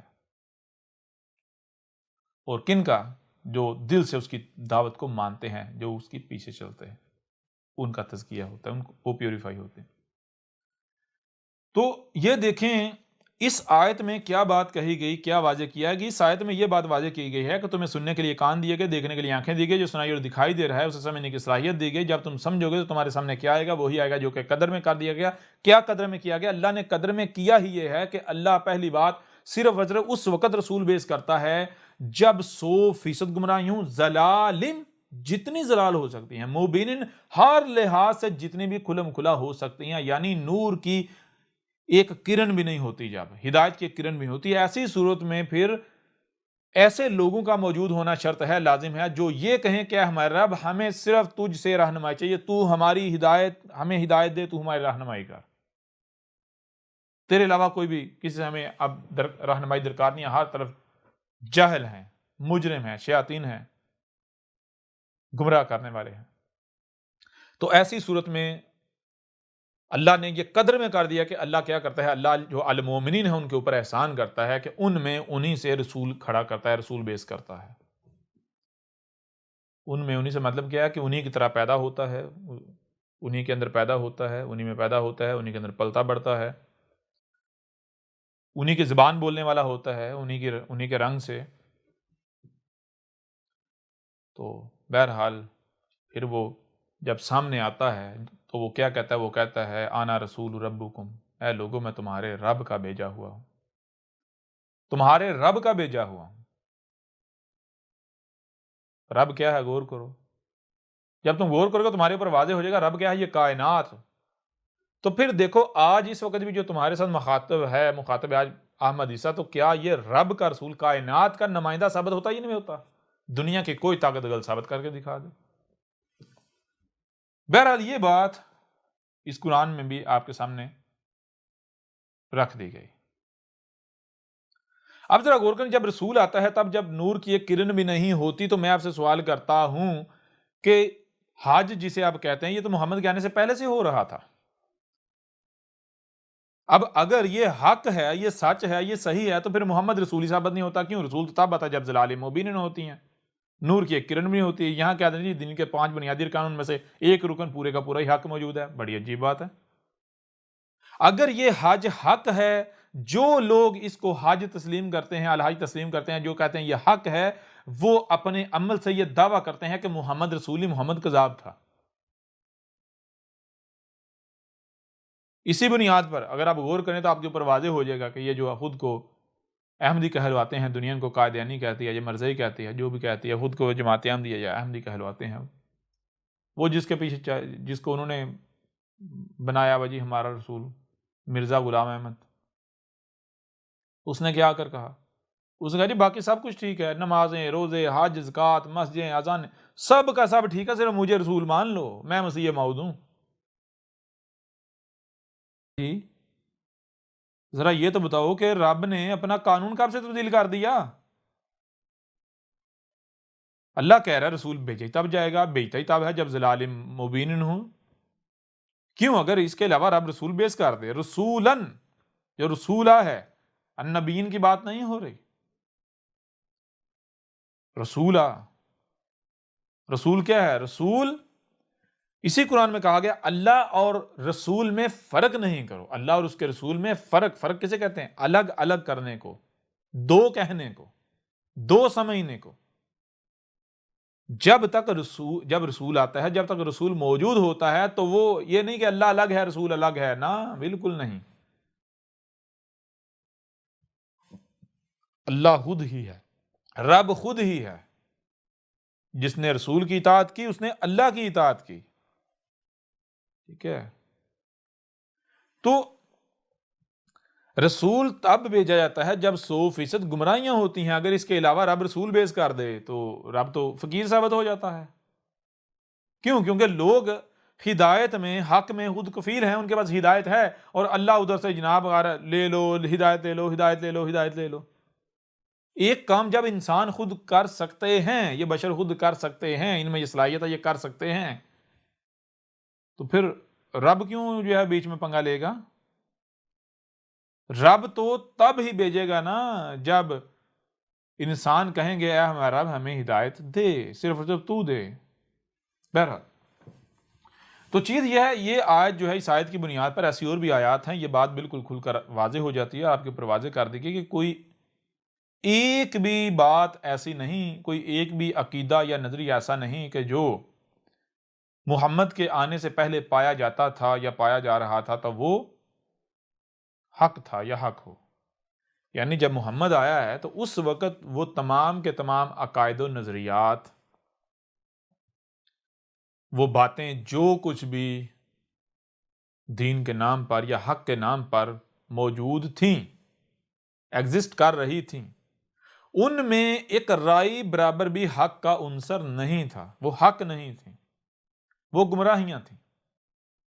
اور جب بھی رسول آتا ہے تو کوئی ایک بھی رسول ایسا نہیں ہے کہ جس نے آ کر یہ کہا ہو کہ جو پیچھے سے چلا آ رہا ہے یا جو پہلے جو عقائد و نظریات ہیں وہ بھی حق ہیں، اور میں جو تمہیں بتاتا ہوں یہ بھی حق ہے، دونوں لے لو، یا اس میں سے بھی کچھ لے لو جو پہلے سے چلا آ رہا ہے۔ نہیں، بلکہ ہر رسول نے آ کر یہ کیا کہ جو اس کے آنے سے قبل جو کچھ بھی گزشتہ رسولوں سے یا گزشتہ رسول سے منسوب کر یا جو کچھ بھی حق یا دین کے نام سے منسوب کر حق کے نام پر کیا جا رہا تھا، اس نے اس سب کے اوپر لکیر پھیر دی، لائن پھیر دی، اور بالکل جسے کہتے ہیں 0 سے سٹارٹ کیا۔ یعنی کہ آپ جسے کہتے ہیں کہ بالکل جناب ایک نئی شے لے کر آ گیا ہے، نیا دین لے کر آ گیا۔ اور یہی وہ وجہ ہے جس وجہ سے ہر رسول کو اس تہمت کا، اس الزام کا سامنا کرنا پڑا کہ یہ تو ایک نیا دین لے کر آ گیا ہے، ایسا دین کہ جو نہ ہم نے کبھی سنا، کسی نے نہ ہی ہمارے آباء و اجداد نے اس دین کے بارے میں سنا تھا، جو باتیں یہ کر رہا ہے، جو دین یہ پیش کر رہا ہے، یہ تو ایک نیا دین لے آیا ہے۔ اگر کوئی بھی رسول جو رسول ہوتا ہے، رسول جو ضلال مبین میں آتا ہے، جو کہ خاتم النبیین ہوتا ہے، جب تک اگلا رسول نہیں آتا تب تک کہ النبیین کے لیے فلٹر ہوتا ہے، تو کوئی ایک بھی رسول آ کر یہ کہے کہ جو پیچھے سے چلتا آ رہا ہے وہ بھی حق ہے یا اس میں سے بھی کچھ حق ہے، تو وہ رسول نہیں ہو سکتا، وہ کذاب ہوگا۔ جیسے کہ آپ یہ مرزا غلام احمد ہے، اس کی مثال لے لیں، وہ کیا تھا؟ کذاب تھا۔ کوئی ایک بھی رسول ایسا نہیں ہے جس کو اس بات کا، اس تہمت کا، اس ملامت کا سامنا نہ کرنا پڑا ہو کہ یہ ایک نیا دین لے کر آ گیا۔ کسی رسول نے یہ نہیں کہا کہ جو پیچھے سے چلتا آ رہا ہے وہ حق ہے، وہی دین ہے، بس مجھے رسول مان لو، نہیں، بالکل نہیں۔ رسول کا مطلب کیا ہے؟ رب کا بھیجا ہوا. رب کا بھیجا ہوا کب آتا ہے؟ رب کا کب آتا ہے سامنے؟ بشری صورت میں، جب ظلالم مبین ہوتی ہیں، نور کی ایک کرن بھی نہیں ہوتی. تو بہرحال جب قانون یہ ہے، قدر میں یہ کر دیا گیا، تو پھر میں آپ سے پوچھتا ہوں کہ یہ حج حق ثابت ہوتا ہے؟ حج تو محمد کے آنے سے پہلے سے ہو رہا تھا. یوں اس بنیاد پر بھی یہ حج نامی دجل فریب جو ہے آپ کے اوپر چاک کر کے رکھ دیا گیا. اب تھوڑا آگے بڑھتے ہیں اور ایک اور پہلو سے آپ کے سامنے رکھتے ہیں. ذرا غور کریں، محمد نے اپنی زندگی میں کتنے حج کیے؟ یہ جو حج ہے کتنے حج کیے؟ جب آپ غور کریں گے تو آپ کے اوپر یہ بات بالکل کھل کر واضح ہو جائے گی کہ محمد نے اپنی زندگی میں یہ جو حج جسے کہا جاتا ہے یہ ایک بھی نہیں کیا. حالانکہ محمد اپنی زندگی کے 40 سال، غور کیجئے گا، محمد جب پیدا ہوا تھا کس خاندان میں پیدا ہوا؟ اس خاندان میں پیدا ہوا جو کہ ہر سال حج ہو رہا ہے اور اس کے انتظامات کرتا تھا. محمد جس خاندان میں پیدا ہوا ہے وہ ایک ایسا خاندان تھا جو حج کا انتظام کرتا تھا. حج کے جو منتظمین، جسے جیسے آج کہتے ہیں خادم الحرم، 2 حرم آج انہوں نے بنا دیا، خادم الحرمین کہتے ہیں، جیسے آج خادم الحرمین ہے. اسی طرح محمد کا خاندان وہ خاندان تھا کہ جو نہ صرف کعبے کا متولی تھا، یہ جو کعبہ ہے عمارت، یہ جو کمرہ بنا ہوا ہے، بلکہ حج کے مکمل انتظامات اسی خاندان کے ہاتھ میں تھے. 40 سال تک محمد کو یہ نہیں علم تھا کہ میں رسول ہوں. حالانکہ محمد رسول تھا. رسول کا مطلب پیدائشی لایا ہوا رب کا، رب خود آیا ہے. اس کو خود بھی نہیں علم. کیوں نہیں علم؟ کیونکہ رسول جو ہے اس میں اسوۃ حسنہ ہوتا ہے. اسوۃ حسنہ کا مطلب کہ اگر ایک بچہ جو ہے پیدا، اسے پتا ہے پتا ہو یا اس کے اوپر کھول دیا جائے کہ تو رسول ہے، تو پھر اس میں اسوۃ حسنہ ثابت نہیں ہوگا، دوسروں کے عملی نمونہ ثابت نہیں ہوگا. رسول بھیجنے کا مقصد کیا ہوتا ہے؟ رسول لانے کا، یہ رب بشری صورت میں خود سامنے آتا ہے، اللہ بشری صورت میں خود سامنے آتا ہے. اس لیے آتا ہے تاکہ لوگوں کو عملی طور پر دکھایا جائے کہ دیکھو تم ایسے پیدا ہوتے ہو، ایسے تمہارے والدین، تمہارے بڑے جو ہیں وہ تمہیں اسی دین پر قائم کر دیتے ہیں، وہی تمہیں بنا دیتے ہیں جو وہ خود ہوتے ہیں، اور اس کے بعد پھر کس طرح ہدایت ملے گی، کیسے ہدایت ملے گی اور کیا کرنا ہے. رب جو ہے وہ عملی طور پر رسول بھیجنے کا مقصد یہ ہوتا ہے، رسول بھیجنے کا مقصد صرف اور صرف یہ ہوتا ہے کہ جو انسان ہیں ان کو بتایا جائے کہ تم نے پیدائش سے لے کر موت تک کیسے رہنا ہے، کن کن مراحل سے تم گزرتے ہو اور کیسے کیسے آگے بڑھنا ہے، کیا کرنا ہے، کیسے کرنا ہے. تو محمد کو 40 سال تک یہ نہیں علم تھا کہ میں رسول ہوں، میں رب کا بھیجا ہوا ہوں.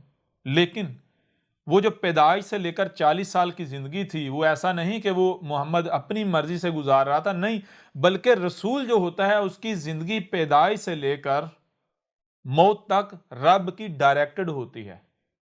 رب اسے ڈائریکٹ کر رہا ہوتا ہے. جیسے ایک ڈائریکٹر جو ہوتا ہے وہ فلم ڈائریکٹ کرتا ہے یا ڈرامہ ڈائریکٹ کرتا ہے، ایک ایک شاٹ، ایک ایک سین وہ اپنی مرضی سے ریکارڈ کرواتا ہے، ایسے کرو، ایسے کرو، ایسے نہیں، ایسے کرو، بالکل. یا جیسے ایک ڈرائیور گاڑی ڈرائیو کر رہا ہوتا ہے، اگر گاڑی رائی برابر بھی حرکت کر رہی ہوتی ہے تو وہ ڈرائیور کی مرضی سے کر رہی ہوتی ہے، ڈرائیور کے مطابق کر رہی ہوتی ہے. بالکل اسی طرح رسول کی پیدائش سے لے کر موت تک کی جو زندگی ہوتی ہے یہ رب کی ڈائریکٹڈ ہوتی ہے، اللہ کی ڈائریکٹڈ ہوتی ہے. اللہ رسول کی زندگی کا ڈائریکٹر ہوتا ہے. تو محمد کو 40 سال کی زندگی تک یہ نہیں علم تھا کہ میں اللہ کا، رب کا بھیجا ہوا ہوں. اور محمد پیدا ہوا، پلا بڑا اس خاندان میں، اس فیملی میں جو کہ کعبے کی متولی تھی، حج کے انتظامات ہر سال کرتی تھی، جن کے انڈر، جن کے ماتحت ہر سال حج ہوتا تھا. اس کے باوجود محمد نے اپنی 40 سال کی زندگی میں کوئی ایک بھی حج نہیں کیا. یہ حج ہو رہا تھا. اب ذرا غور کریں، اگر یہ حج وہی حج ہوتا جس کا قرآن میں ذکر ہے جو ہر رسول نے کیا، تو کیا جو رب 40 سال تک، یعنی رسول موجود ہے، ایسا شخص موجود ہے جو کہ ڈائریکٹر اس کی زندگی رب کی ڈائریکٹر ہے، یعنی کہ رب ایک ایک عمل سے رب کروا رہا ہے، تو رب کو اس سے حج کروانا چاہیے یا نہیں کروانا چاہیے تھا؟ کروانا چاہیے تھا نا، لیکن کیا کروایا؟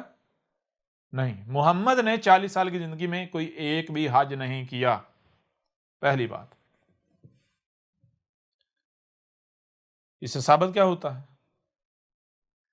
اس سے ثابت یہ ہوتا ہے کہ دیکھیں جب 40 سال کی زندگی رب کی ڈائریکٹڈ ہے، اور کیا محمد حج نہیں کر سکتا؟ کر سکتا ہے۔ محمد کے خاندان میں ہر کوئی حاجی تھا، محمد نے نہیں کیا۔ کیوں نہیں کیا؟ کیوں؟ محمد کا حج نہ کرنا یہ واضح تھا کہ یہ بھائی خاندان میں اتنے لوگوں نے حج کیے ہوئے ہیں، عمرے کیے ہوئے ہیں، یہ اس خاندان کا فرد ایسا ہے کہ جس نے کوئی حج نہیں، کوئی عمرہ نہیں کیا۔ کیوں؟ غور کرنے والی بات ہے۔ اور اگر وہ غور کرتا تو پہچان جاتا، جان جاتا، ہاں بھائی واقعتاً یہ رب کا بھیجا ہوا ہے۔ تو یہ وجہ تھی حج نہ کرنے کی۔ یہ محمد کا 40 سال تک کی زندگی میں، جبکہ اسے پتہ ہی نہیں تھا میں رسول ہوں، حج نہ کرنا، یہ حج جو موجودہ یہ جو ہو رہا ہے یہ باطل ثابت ہو جاتا ہے۔ یہ ہوگی پہلی بات۔ آگے بڑھیں، دوسری بات۔ پھر جب محمد کو پتا چلا کہ میں رب کا بھیجا ہوں، یعنی جب رب نے یہ راز کھول دیا، جب محمد بھی اس کے اوپر، یعنی جب پلا بڑا باشعور ہوا، اس نے پھر دیکھا جس پر میں نے اپنے بڑوں کو پایا، یہ یعنی کہ اس نے دیکھا ہر کوئی کہہ رہا ہے، یعنی لوگ مختلف فرقوں میں تقسیم ہے، ہر کسی کا دعویٰ میں حق پر ہوں، باقی سب باطل ہیں، باقی سب غلط ہیں۔ کس بنیاد پر ہر کوئی یہ دعویٰ کر رہا ہے؟ جی اسی بنیاد پر کیونکہ میں نے اپنے بڑوں کو اس کے اوپر پایا ہے، یہ وہ دین ہے جس پر میں نے اپنے بڑوں کو پایا۔ اگر یہ بنیاد حق ہونے کی، اس بنیاد پر ہر کوئی حق ثابت ہو جاتا ہے۔ اگر میں بھی اپنے آپ کو اس بنیاد پر حق کہوں یا حق پر کہوں تو اس بنیاد پر سارے حق پر ثابت ہو جاتے ہیں۔ مجھ میں پھر ان میں فرق کیا رہے گا؟ نہیں، یہ بنیاد نہیں ہے حق ہونے کی، یہ دلیل نہیں ہے حق ہونے کی۔ لہذا محمد نے کیا کیا؟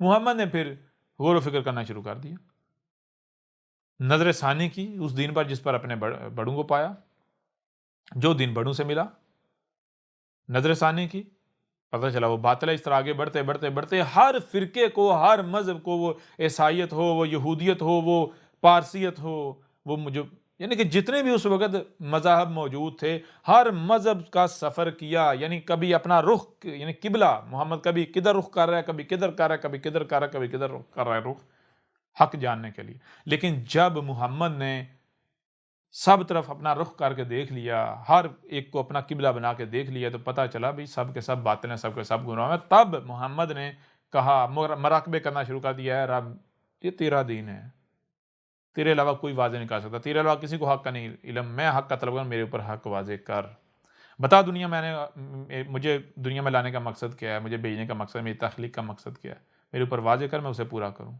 تاکہ میں مجرم ثابت نہ ہوں۔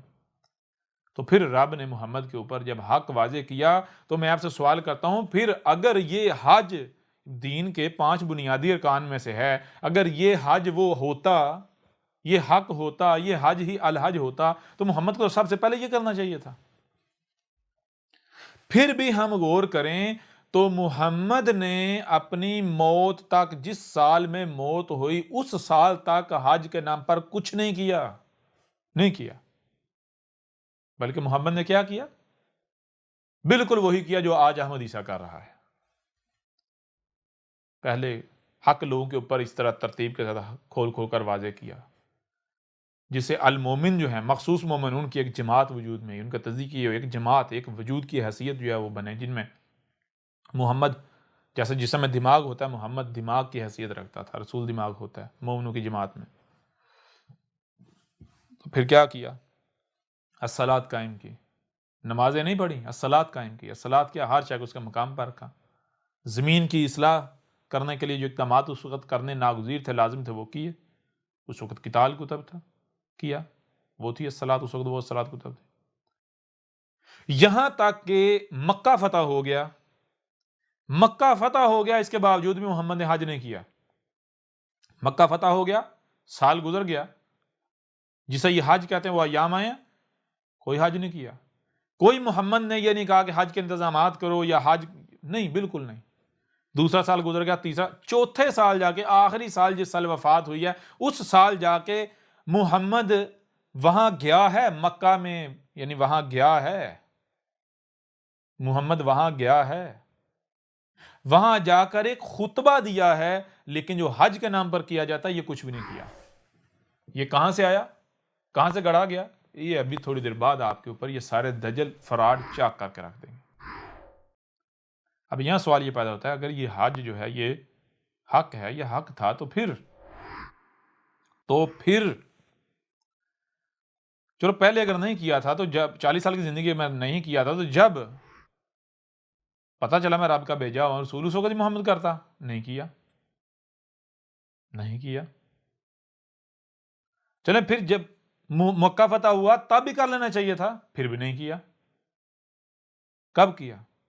اور وہ حج، وہ یہ نہیں کیا حج جسے یہ حج کہتے ہیں، نہیں، بلکہ وہ ایک خطبہ دیا۔ کیوں دیا، اس کا پس منظر کیا، اس کی وجہ کیا، وہ بھی آپ کے اوپر واضح کریں گے۔ لیکن وہ خطبہ بھی تب دیا ہے جب محمد کی وفات ہونا تھی، دنیا تک جانا تھا، اور وہ کیا ہوا جسے یہ کہتے ہیں محمد نے حج کیا تھا، وہ ابھی آپ کے اوپر کھول کر واضح کرتے ہیں۔ اور اگر اسے بھی دنیا کی کوئی طاقت یہ والا حج ثابت کر دے تو جو انعام کہیں گے ہم دینے کو تیار ہیں، جو سزا کہیں گے ہم بھگتنے کو تیار ہیں۔ ابھی ہم آپ کے اوپر واضح کرتے ہیں وہ کیا ہوا۔ یہ جیسا کہ آپ کو پتا ہے، جب بھی کوئی بھی رسول آتا ہے، جب وہ آتا ہے آ کر حق کھول کر واضح کرتا ہے، تو سب سے پہلا فتویٰ جو اس کے اوپر لگتا ہے وہ یہ لگتا ہے کہ یہ ہمارے آباء و اجداد کے دین کا منکر ہے، یہ ہمیں اس دین سے ہٹانا چاہتا ہے جس دین پر ہم نے اپنے بڑوں کو پایا۔ اور کیا کہا جاتا ہے؟ کہا جاتا ہے کہ یہ ایک نیا دین لے کر آ گیا۔ پھر ہوتا کیا ہے؟ ہوتا یہ ہے کہ اس وقت کے جو ملاٹے ہوتے ہیں، جو دین کے ٹھیکیدار ہوتے ہیں، وہ نہیں چاہتے کہ ہماری دکانداریاں بند ہو جائیں۔ کیوں؟ کیونکہ وہ دین کے نام پر، لوگوں کی رہنمائی کے نام پر ان کے مال کھا رہے ہوتے ہیں، ان کو لوٹ رہے ہوتے ہیں، انہوں نے دکانداریاں بنائی ہوئی ہوتی ہیں۔ جب رسول آتا ہے، اس کی دعوت ان تک پہنچتی ہے، تو وہ دیکھتے ہیں اگر ہم نے اس کی حالانکہ ان کو پتا ہوتا ہے یہ حق ہے، واضح ہو جاتا ہے کہ یہ حق ہے، یہ رسول ہے، لیکن کیونکہ وہ خبیث ہوتے ہیں نا، دماغ تو بتاتا ہے یہ حق ہے، یہ رسول ہے، لیکن وہ اندر ان کا نہیں مانتا، اندر گند جو بھرا ہوا خبیث، کیونکہ تھوڑی دیر پہلے واضح کیا تھا اگر طیب رزق ہوگا تو آپ طیب ہوں گے، خبیث رزق جو آپ کا رزق آپ وہی بنو گے۔ تو یہ جو ملاٹے ہوتے ہیں یہ پھر دشمنی کرتے ہیں، یہ نہیں چاہتے ہماری دکانداریاں بند ہوں گی۔ یہ پھر دشمنی کیسے کرتے ہیں؟ کیونکہ یہ علمی طور پر رسول کا مقابلہ نہیں کر سکتے، یہ رسول کی کسی بات کا رد نہیں کر سکتے، یہ رسول کی کسی بات کا جواب نہیں دے سکتے، رسول کی طرف سے اٹھائے ہوئے کسی سوال کا جواب نہیں دے سکتے، تو یہ کیا کرتے ہیں؟ ان کے پاس صرف ایک ہی رستہ ہوتا ہے، وہ یہ ہوتا ہے کہ گالیاں دیں۔ اگر کتاب اللہ میں سے کچھ ان کے پاس موجود ہوتا ہے تو اس کو یہ اپنے پیچھے پھینک دیتے ہیں، اس کی کوئی اہمیت و حیثیت نہیں، اس کو جوتے کی نوک پر رکھتے ہیں اور خود اپنا آپ ظاہر کرتے ہیں، جو یہ خود ہوتے ہیں، خود سامنے آ جاتے ہیں۔ کیا کرتے ہیں؟ فتوے، گالیاں، بہتانات، الزامات، جیسا کہ عیسیٰ ابن مریم کو کیا کہا گیا؟ عیسیٰ ابن مریم نے جب آ کر کہا کہ انا رسول ربکم، میں تمہارے رب کی طرف سے بھیجا ہوا ہوں، میں رب کا رسول ہوں، تو آگے سے جواب کیا ملا؟ زانیہ کے بیٹے، زنا کی پیداوار، زانیہ کے بچے، ہم تجھے رسول مان لیں؟ یہ کہا گیا عیسیٰ ابن مریم کو، اور ہر رسول کو گالیاں دی گئی، ہر رسول کے اوپر الزامات لگائے گئے۔ کیوں یہ الزامات لگائے جاتے ہیں؟ یہ الزامات لگائے کیوں جاتے ہیں؟ یہ الزامات صرف اور صرف اسی وجہ سے لگائے جاتے ہیں تاکہ کوئی بھی اس کی دعوت نہ سنے، اس کی بات نہ سنے، کیونکہ ان ملاٹوں کو علم ہوتا ہے، ان ملاٹوں کے اوپر واضح ہو چکا ہوتا ہے کہ اگر کسی نے اس کی بات سن لی، اس کی دعوت کو سن لیا، تو یا تو وہ اس کی دعوت کو تسلیم کر لے گا، کیونکہ یہ دعوت ہی ایسی، یہ باتیں ہی ایسی ہیں کہ چھوٹی سی چھوٹی، کم سے کم عقل والے کی بھی عقل میں آ جائے، مطمئن کر دیتی ہیں۔ یہ ہر سوال کا جواب دیتا ہے، مطمئن کرتا ہے۔ اور اگر اس کی دعوت کوئی سنتا ہے اور نہیں مانتا، کفر ہی کرتا ہے، تو وہ ہمارا نہیں رہے گا۔ بے شک وہ اس کی دعوت نہ مانے، سننے کے باوجود ہی نہ مانے، لیکن وہ ہمارا بھی نہیں رہے گا، وہ الٹا ہمارے اوپر سوالات اٹھانا شروع کر دے گا، وہ ہمارے لیے گلے کی ہڈی بن جائے گا۔ جب یہ رسول کی کسی بھی بات کا جواب نہیں دے سکتے، اس کی طرف سے اٹھائے ہوئے سوالات کے جوابات نہیں دے سکتے، یہ رسول کا مقابلہ نہیں کر سکتے، تو ان کے پاس ایک ہی راستہ ہوتا ہے، وہ یہ ہوتا ہے کہ پراپیگنڈا کیا جائے، گالیاں دی جائیں، بکواسات کی جائیں، لوگوں کو رسول کی طرف جانے سے، اس کی دعوت سننے سے روکا جائے، جس کے لیے یہ ہر حد تک جاتے ہیں، یہ کچھ بھی کرتے ہیں، جو اختیارات ان کے پاس ہوتے ہیں یہ ان اختیارات کا استعمال کرتے ہیں۔ جو گالی دے سکتا ہے گالی دیتا ہے، جو فتوے کا اختیار رکھتا ہے وہ فتویٰ دیتا ہے، جس کے پاس طاقت ہوتی ہے وہ طاقت کا استعمال کرتا ہے، جو حکومتوں میں بیٹھے ہوتے ہیں حکومتی سہارا لیتے ہیں، حکومتی مشینری کا استعمال کرتے ہیں، جس حد تک ان کے پاس اختیار ہوتا ہے، جو ان کے پاس ہوتا ہے، یہ اس کا رسول کے خلاف استعمال کرتے ہیں۔ مقصد کیا ہے؟ مقصد یہ ہے کہ کوئی رسول کی بات نہ سنے، اس کی دعوت نہ لوگوں تک پہنچے، کیونکہ ان کو پتہ ہے اگر اس کی دعوت پہنچ گئی تو نتیجہ کیا نکلے گا؟ لوگ جو ہے وہ اس کی دعوت مان جائیں گے، یا کم از کم ہمارا دجل فریب چاک ہو جائے گا، ہماری دکانداریاں بند ہو جائیں گی، ہم ذلیل و رسوا ہو جائیں گے، لوگ ہمیں جوتے ماریں گے کہ تم صدیوں سے جھک مار رہے تھے۔ تو بالکل یہی جو ہے وہ محمد کے ساتھ ہوا۔ جب محمد نے آ کر حق کھول کھول کر واضح کیا تو نتیجہ یہ نکلا کہ جو مخالفین تھے، جو دشمن تھے، جو اس وقت ملاٹے تھے، انہوں نے آس پاس پوری دنیا میں یہ شور مچا دیا، محمد جو ہے وہ یہ ہے، وہ ہے، یعنی محمد کی کردار کشی کرنا شروع کر دی۔ کہا کہ محمد جو ہے وہ جو تمہارا دین ہے، جو تمہارے اباء و اجداد سے ملا، اس دین کا منکر ہے، محمد تو اللہ کا منکر ہے، محمد تو رسولوں کا منکر ہے، محمد تو یہ جو تمہارے دیوی دیوتا ہیں ان کا منکر ہے۔ یہ پراپیگنڈا کرنا شروع کر دیا۔ کہا محمد تو بہت بڑا ظالم ہے، گردنیں کاٹتا ہے، لڑتا ہے، محمد نے تو ہر گھر میں تفریق پیدا کر دی۔ اگر کسی کہ گھر کا ایک فرد اس نے محمد کی دعوت کو تسلیم کیا تو گھر والوں نے نکال دیا۔ پہلی تو چیز یہ ہے کہ اسے بلیک اس کے اوپر دباؤ ڈال کے اس کو کہا واپس محمد کو چھوڑ دے، واپس آباء و اجداد کے دین پر آ جا، ہمارے دین پر آ جا۔ جب اس نے کہا نہیں، دباؤ ڈالنے کی کوشش کی، بلیک میل کیا، سختی کی، یہاں تک کہ گھر سے نکال دیا۔ یعنی جس گھر میں کسی کی بیوی نے محمد کی دعوت کو تسلیم کر لیا، کسی کے خامن نے کر لیا، کسی کے بیٹے نے کر لیا، کسی کی بیٹی نے کر لیا، تو کسی نہ کسی گھر میں، یا جس گھر سے جس فرد نے محمد کی دعوت کو تسلیم کیا تو اس گھر میں معاملات جو ہیں وہ خراب ہو گئے۔ اور خراب کس وجہ سے ہوئے؟ یعنی کہ جو محمد کی دعوت کو تسلیم کر لے اس نے کر رہا ہے، اس نے خراب کیا نہیں، بلکہ جو مشرک ہیں وہ نہیں برداشت کرتے۔ جیسے آج مثال لیں، جو بھی احمد عیسیٰ کی دعوت کو تسلیم کر رہا ہے تو اس کے گھر والے، اس کے محلے والے کیا کر رہے ہیں؟ کیا برداشت کر رہے ہیں؟ نہیں، برداشت نہیں، واپس ہمارے دین پر آ، ہر حد تک جانے کو تیار ہیں، کر رہے ہیں، تشدد، ماردار، ہر طرح جو کر سکتے ہیں کر رہے ہیں۔ تو یہی اس وقت محمد کے خلاف بھی کیا گیا۔ تو جب محمد نے مکہ فتح کر لیا تو نتیجہ کا نکلا، پوری دنیا میں شور مچ گیا۔ یہ جنہیں آپ آج ہندو کہتے ہیں، اور یہ جسے آپ اپنا مکہ کہتے ہیں، حج کہتے ہیں، یہ حج کون کرتا تھا؟ یہ جو انڈیا والے جنہیں آپ ہندو کہتے ہیں یہ کرتے تھے۔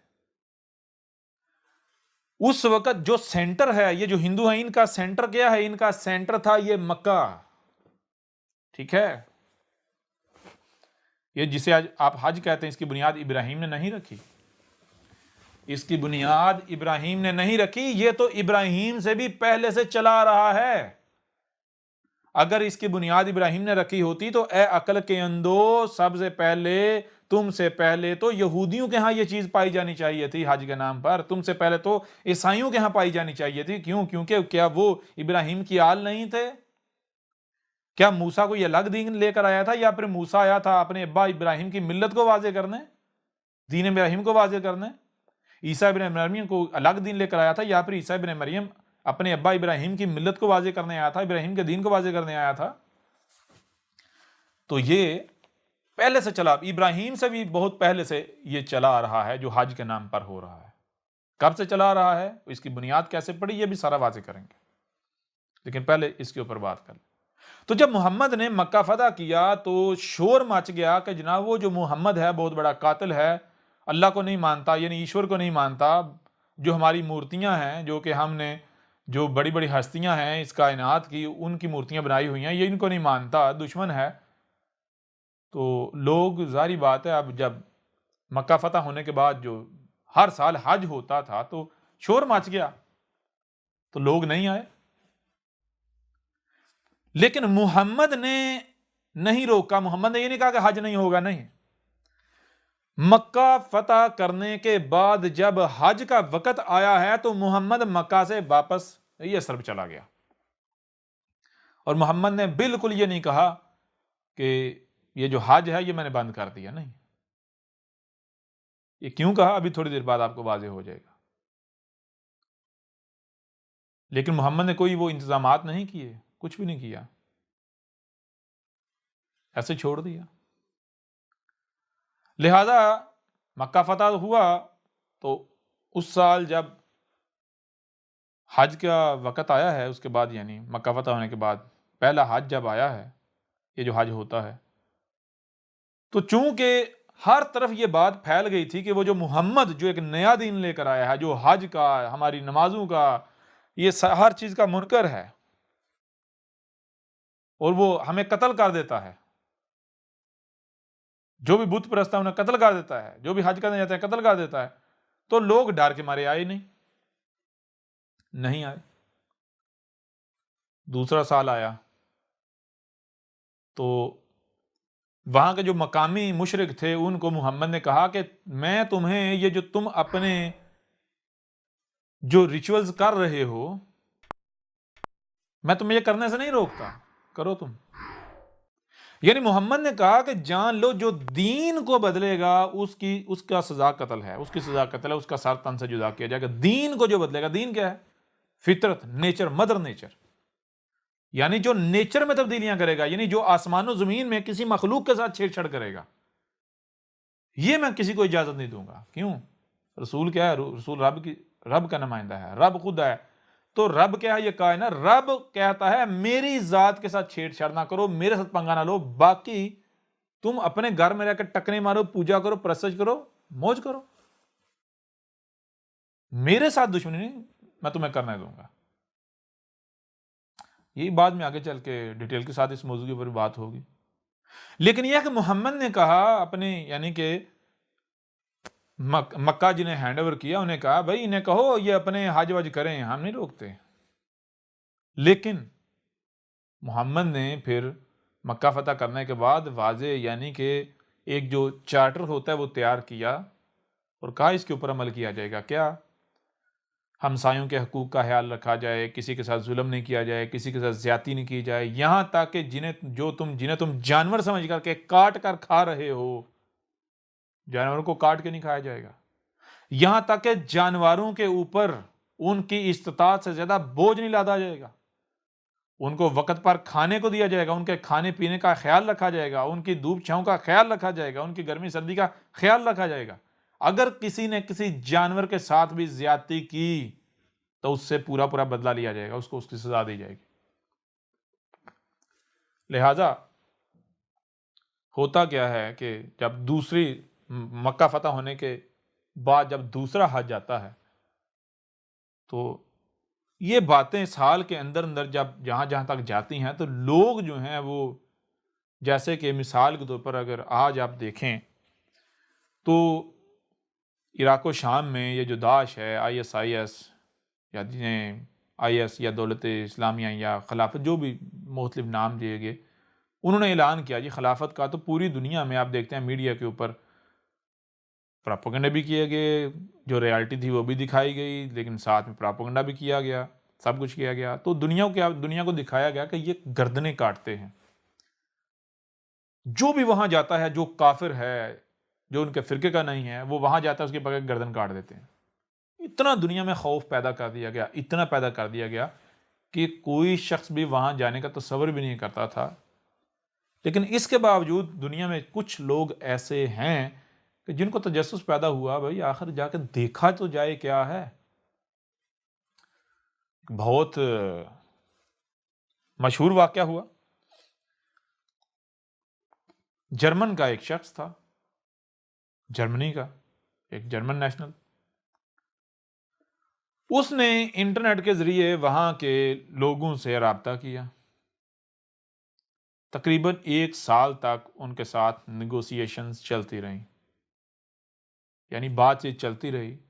ڈرتا تھا بیچارہ، خوف کھاتا تھا کہیں یہ نہ کہ میں ان کے ٹریپ میں آ جاؤں، لیکن اس کے اندر تجسس تھا کہ میں جو میڈیا پر، کیونکہ وہ تھوڑا اس چیز کو جانتا تھا کہ جو میڈیا پر جو کچھ ہوتا ہے سب کچھ سچ نہیں ہوتا، حقیقت جو ہے یعنی وہ یہی چیز کہ آپ اگر ظاہر دے کر ظاہر پر یقین کر لیتے تو آپ سے بڑا کوئی بیوقوف ہی نہیں ہے، کیونکہ کل کا کل ظاہر نہیں ہوتا، ہر شے کے دو پہلو ہوتے ہیں۔ اس وقت تک کبھی فیصلہ نہ کرو، کبھی بھی اس بات کو نہ مانو جب تک کہ آپ اس کا دوسرا پہلو یعنی جو باتیں نا وہ نہیں دیکھ لیتے جو چھپا ہوا ہے۔ لہٰذا وہ میں نے کہا میں وہاں جا کے دیکھوں تو صحیح وہ پہلو، جو وہ چیزیں جو یہ میڈیا نہیں دکھا رہا، میں وہ تو دیکھوں جا کے، پھر پتہ چلے گا کہ بھائی یہ سچ ہے یا جھوٹ ہے یا حقیقت کیا ہے۔ لہٰذا وہ جو جرمن شہزادہ جب باقاعدہ معاہدہ ہوا اور باقاعدہ جو بغدادی جو ابو بکر البغدادی جو جس نے کہا تھا میں خلیفہ، تو اس کے باقاعدہ یعنی اس کے سگنیچر ہوئے، اس کی طرف سے جب گارنٹی دی گئی ہے کہ ٹھیک ہے جی آپ آئیں یہاں وزٹ کریں، آپ کو ہر لحاظ سے تحفظ فراہم کیا جائے گا، آپ آئیں واپس جائیں، آپ کے یہاں داخل ہونے سے لے کر واپس یہاں سے نکلنے تک تو آپ کو جو ہے وہ تحفظ فراہم کیا جائے گا۔ انہوں نے جب گارنٹی دی، معاہدہ ہوا، تو اس معاہدے کی بنیاد پر وہ جرمن شخص جب وہاں گیا تو واپس جب اس نے آ کر جو باتیں بتائیں، آج بھی یوٹیوب پر یا آپ کو انٹرنیٹ پر مل جائیں گی، اس نے ایک دوسرا رخ جو ہے وہ سامنے رکھا، اور وہ جو رخ اس نے سامنے رکھا تو وہ بھی ایک چونکا دینے والا تھا۔ مثال کے طور پر اگر ہم اس کی باتوں کا لب لباب دیکھیں تو وہ لب لباب کیا ہے، یعنی کہ ایک چیز جو اس نے کہی، اس نے یعنی کہ جو لب لباب کہیں وہ کیا، وہ یہ ہے کہ جو میڈیا پر دکھایا جا رہا ہے یہ ریالٹی تو ہے، لیکن یعنی کہ اصل جو مکمل حقیقت ہے یہ وہ نہیں ہے، یہ ایک پہلو دکھایا جا رہا ہے۔ وہ جو کاٹتے ہیں گردے سے کوئی شک نہیں کاٹتے ہیں، لیکن کن کی دشمنی کاٹتے ہیں، کہ اگر آپ کا دشمن آپ کے ہتھے چڑھے تو آپ اس کو کیسے ٹریٹ کریں گے؟ بالکل اس طرح اگر آپ وہاں ان کے اوپر بیماریاں کر رہے ہیں اور آپ کا کوئی بندہ ان کے ہاتھ لگے گا دشمن کا تو وہ اسے چھوڑیں گے، وہ بھی اسے ویسے ٹریٹ کریں گے۔ اب بم مارتے ہیں، بچے عورتیں سب جل کر راکھ ہو جاتے ہیں، تباہی مچ جاتی ہے، ہم تو نہیں دیکھتا کہ نیچے بچہ ہے، عورت ہے، بوڑھا ہے، معذور ہے، وہ تو پھٹتا ہے، سب اس کی زد میں آتے ہیں۔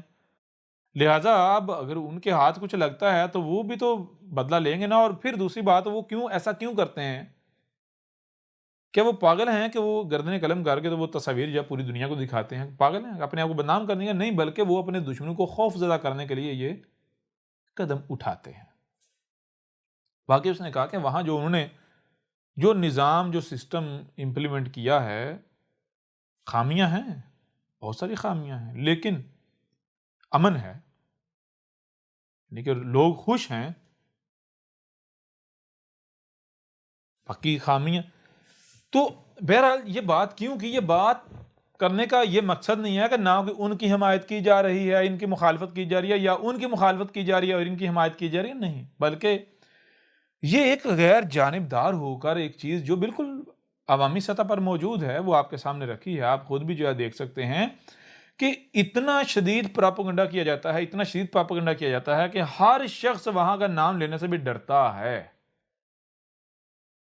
خوف کھاتا ہے۔ اس کے باوجود دنیا میں ایسے لوگ ہوتے ہیں کہ جن کے اندر یہ تجسس پیدا ہوتا ہے کہ بھائی ہم دیکھیں تو صحیح جا کے، یعنی جو دوسروں کے اوپر بلیو نہیں کرتے، جو ظاہر ہوتا ہے صرف اسی کو حق نہیں مانتے، جو دوسرا پہلو جانے بغیر اپنے یعنی کہ ان کو سکون نہیں ملتا، وہ سچ جاننا چاہتے ہیں، وہ کسی نتیجے پر پہنچنا چاہتے ہیں، یعنی کوئی بھی مسئلہ کوئی بات سامنے آتی ہے تو اس لحاظ سے وہ اینڈ رزلٹ پر پہنچنا چاہتا ہے، نتیجے پر پہنچنا، نتیجہ اس وقت تک وہ سچ نہیں مانتے، ان کو اس وقت تک اطمینان نہیں ہوتا جب تک وہ دونوں پہلو دیکھ نہیں لیں، تو دوسرا پہلو دیکھنے کے لیے پھر وہ کوشش کرتے ہیں۔ بالکل اسی طرح اس وقت محمد کے وقت میں بھی کچھ ایسے افراد تھے، ایسے لوگ تھے جن کے اندر یہ بات آئی کہ بھائی ہم پروپیگنڈا جو یعنی کہ یہ جو ہم باتیں سنیں، محمد ایسا ہے، محمد ویسا ہے، یہ ہو گیا، وہ ہو گیا، فلاں ہو گیا، ڈھگاں ہو گیا، کیا حقیقت بھی ایسی ہے؟ میں نے اپنی آنکھوں سے دیکھ لیا، میں خود سارا دیکھ کر آیا، میرے ساتھ ایسا ہوا نہیں، نہ میرے ساتھ ہوا، نہ میں خود وہاں سے ہو کر آیا، میں صرف سنی باتیں، تو جا کے دیکھا تو جائے۔ تو کچھ افراد دنیا میں گئے وہاں حج کے نام پر، وہاں گئے، وہاں جا کر انہوں نے دیکھا بھائی کوئی حج سے روکا نہیں جا رہا، حج ہو رہا ہے، الٹا انہوں نے دیکھا بھائی جانوروں کے حقوق، ہمسایوں کے حقوق، چھوٹوں کے حقوق، بڑوں کے، ہر چیز جو غلام یعنی جو لوگوں نے غلامی کلچر ترتیب دیا ہوا تھا، غلام بنائے ہوئے تھے، انسانوں نے انسانوں کو غلام بنایا ہوا تھا. محمد نے آ کر انسانوں کو انسان کی غلامی سے نکال دیا، ہر ایک کو آزاد کر دیا. کوئی چھوٹا نہیں، کوئی بڑا نہیں، نہ کوئی رنگ کی بنیاد پر کوئی تفریق نہیں ہے، کوئی نسل کی بنیاد پر تفریق نہیں ہے، کوئی ذات پات برادری کی بنیاد پر کوئی تقسیم نہیں ہے. سب کو برابر لا کھڑے کیا. کسی کی جرت نہیں ہے آپ کسی کو غلام بنائے، کسی کا زیادتی کرے، یہاں تک کہ کسی جانور کے حقوق سلب کرے. جب انہوں نے اپنی آنکھوں سے یہ دیکھا تو جا کر بتایا بھائی وہ محمد ایسا نہیں ہے جیسے آپ لوگ سوچ رہے ہو. چلو اگر آپ سوچتے ہو ویسے ہی ہے تو وہ حج سے نہیں روک رہا. یہاں تک کہ باقاعدہ یہ کہا گیا کہ جو دنیا سے جو شخص بھی یہ اپنا حج کرنے آتا ہے، یہ باقاعدہ محمد نے کہا، یہ آرڈر جاری کر دیے، جو شخص بھی اپنی یہ جو مذہبی رسومات ادا کرنے آتا ہے، یہ حج کے نام پر یا یہ جو کرنے آتا ہے، تو یہاں میری ٹیریٹری میں داخل ہونے سے لے کر نکلنے تک کی میں زندگی کی یا ہر لحاظ سے تحفظ کی ضمانت دیتا ہوں. یہ کہا گیا. اور نہ صرف یہ بلکہ جو لوگ بھی میری ٹیریٹری میں، یعنی ظاہر بات ہے اگر تم نے اے لوگو اے بت پرستو، اگر تم نے حج کرنا ہے، حج کرنے آنا ہے تو تم آؤ. نہ صرف آؤ بلکہ جب تم میری ٹیریٹری میں داخل ہوتے ہو، نہ صرف میں تمہیں مکمل 100% تحفظ کا یقین دلاتا ہوں، بلکہ میری ٹیریٹری کے اندر داخل ہونے کے بعد تمام اخراجات تمہارے میری اسٹیٹ اٹھائے گی، میں اٹھاؤں گا. تمہیں یہاں اخراجات بھی نہیں کرنے پڑیں گے، فری آف کاسٹ. لہذا نتیجہ یہ نکلتا ہے دوسرے سال کچھ لوگ جو آتے ہیں دیکھ کر جاتے ہیں واپس جاتے ہیں، تو وہ تیسرے سال لوگ جو ہیں وہ اور یعنی وہ آ جاتے ہیں. جب ہم بھی دیکھ کر آئیں کیا یہ سچ ہے. تیسرے سال پھر لوگوں نے، یعنی مثال کے طور پر آپ ایسا سمجھیں کہ آپ کے پاس خبر آئی بھائی ایسے ایسے محمد وہاں کے بارے میں تو یہ خبر ہے، تو آپ کو یقین نہیں ہو رہا.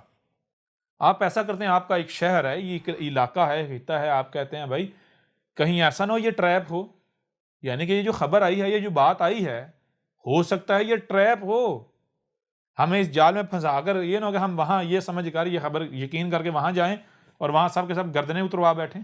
ٹھیک ہے. لہٰذا کسی نے، کوئی خاندان ہے، کوئی محلہ ہے، کوئی علاقہ ہے، انہوں نے مل بیٹھ کر ایسا کیا کہ بھائی سب حج پر جانے کی بجائے ایسا کرو، ایسا کرتے ہیں کہ اپنا ایک دو بندے، دو چار بندے، یعنی ایک چھوٹا سا گروپ بنا کر بھیجتے ہیں، یہ جائیں سارے حالات دے کر آئیں، تو اگر یہ سچ ہوا تو اگلے سال ہم چلے جائیں گے حج کرنے، سب چلے جائیں گے. نتیجہ کیا نکلتا ہے؟ لوگ اپنے، یعنی جو مکہ فتح ہونے کے بعد جو تیسرا حج ہوتا ہے، تو کچھ لوگ دنیا سے مختلف خطوں سے، آج کر ہند کی طرف سے یعنی کہ مختلف خطوں سے کچھ لوگ جو ہیں وہ آ جاتے ہیں حج کے نام پر. اصل میں وہ کیوں آئے؟ وہ آئے کہ جو انفارمیشن، جو معلومات ہم تک پہنچی ہیں، آیا وہ سچ ہے یا پھر کہیں ٹریپ تو نہیں. وہ آئے، جیسے ہی محمد کی ٹیریٹری میں داخل ہوئے، اسٹیٹ میں داخل ہوئے، ان کی مہمان نوازی کی گئی. ایسی مہمان نوازی یعنی ان کو پروٹوکول ملا، ایسا پروٹوکول کو انہوں نے تصور بھی نہیں کیا تھا. کیونکہ پہلے جب آتے تھے پہلے رنگ نسل ہر لحاظ سے امتیاز برتا جاتا تھا. اب جو ہے وہ ہر ایک کے ساتھ ایکولی جو ہے وہ پیش آیا جا رہا ہے، پروٹوکول دیا جا رہا ہے. مہمان نوازی جو ہے وہ انتہا درجے کی ہے. آتے ہیں حج کر کے جب واپس جاتے ہیں تو وہ شدید متاثر ہو کر جاتے ہیں. وہ پھر جا کے اپنے علاقوں میں وہ اپنے لوگوں کو بتاتے ہیں کہ بھائی جو سنا تھا نہ صرف وہ سچ تھا بلکہ وہ سچ کا بھی وہ بھی یعنی کہ سچ جو ہے وہ پورا نہیں تھا ہم تک پہنچا. جس حد تک ہم نے سنا تھا اس حد سے بڑھ کر ہے، وہاں معاملات بڑھ کر رہے ہیں. یعنی محمد کی تعریفیں، اس نظام کی تعریفیں، اس سسٹم کی تعریفیں. لہذا چوتھے سال کیا ہوتا ہے؟ چوتھے سال پھر ایک بڑی تعداد میں، یعنی دیکھتے ہی دیکھتے چوتھے سال پر، یعنی کہ غیر یقینی طور پر بڑی تعداد میں لوگ جو ہے وہ حج کے نام پر امڑ آتے ہیں. ظاہر ہے میں چھوٹی سی مثال آپ کے سامنے رکھتا ہوں. یہ سکھ ہیں، انڈیا پاکستان جب یہ تقسیم ہوئی ہے تو کیا تقسیم ہند کے فوراً بعد جو سکھ ہیں وہ یہاں پاکستان میں آتے تھے، جو ان کے یہاں پر گردوارے تھے، یا وہ بہت مشہور ان کا گردوارہ ہے کرتار صاحب والا، کرتارپور والا، آتے تھے؟ نہیں۔ کیوں؟ جائیں گے گردن اتار دی جائے گی، نہیں آتے تھے۔ لیکن میرا آہستہ آہستہ جب حالات تبدیل ہوئے تو پھر ان لوگوں، یعنی کہ جب ان لوگوں کو کہا گیا، ضمانت دی گئی، گارنٹی دی گئی تحفظ کی کہ بھائی آؤ تم اپنی مذہبی ریچول جو ہیں، رسومات انہیں ادا کرو، اپنی جو تمہاری ہسٹوریکل پلیس ہے، جگہ ہے، تاریخی جگہ ہے، آؤ اس کا وزٹ کرو، ہم تمہیں نہیں روکتے۔ الٹا تمہیں جو ہے وہ نہ صرف تحفظ دیا جائے گا بلکہ تمہیں پروٹوکول دیا جائے گا، مہمان نوازی کی جائے گی۔ تو پھر یہ لوگ آتے ہیں یا نہیں آتے؟ ہر سال ان کی تعداد بڑھتی ہے ہی نہیں بڑھتی؟ یعنی جب حالات ایسے ہوتے ہیں کہ تحفظ کی گارنٹی دی ہوتی ہے، تحفظ یقینی ہوتا ہے، تو اس سال کیا سکھوں کی بڑی تعداد نہیں آتی؟ اسی طرح پاکستان اور انڈیا میں نہیں جاتے مزاروں وغیرہ پر؟ تو بالکل یہی ہوا، جب لوگوں نے تحفظ محسوس کیا تو ایک بڑی تعداد میں لوگوں کا سیلاب امڈ آیا حج کے نام پر۔ اب یہ کیا تھا؟ یہ ساری بھی محمد کی حکمت تھی۔ اللہ العزیز الحکیم ہے۔ رسول کیا اللہ سے الگ ہے؟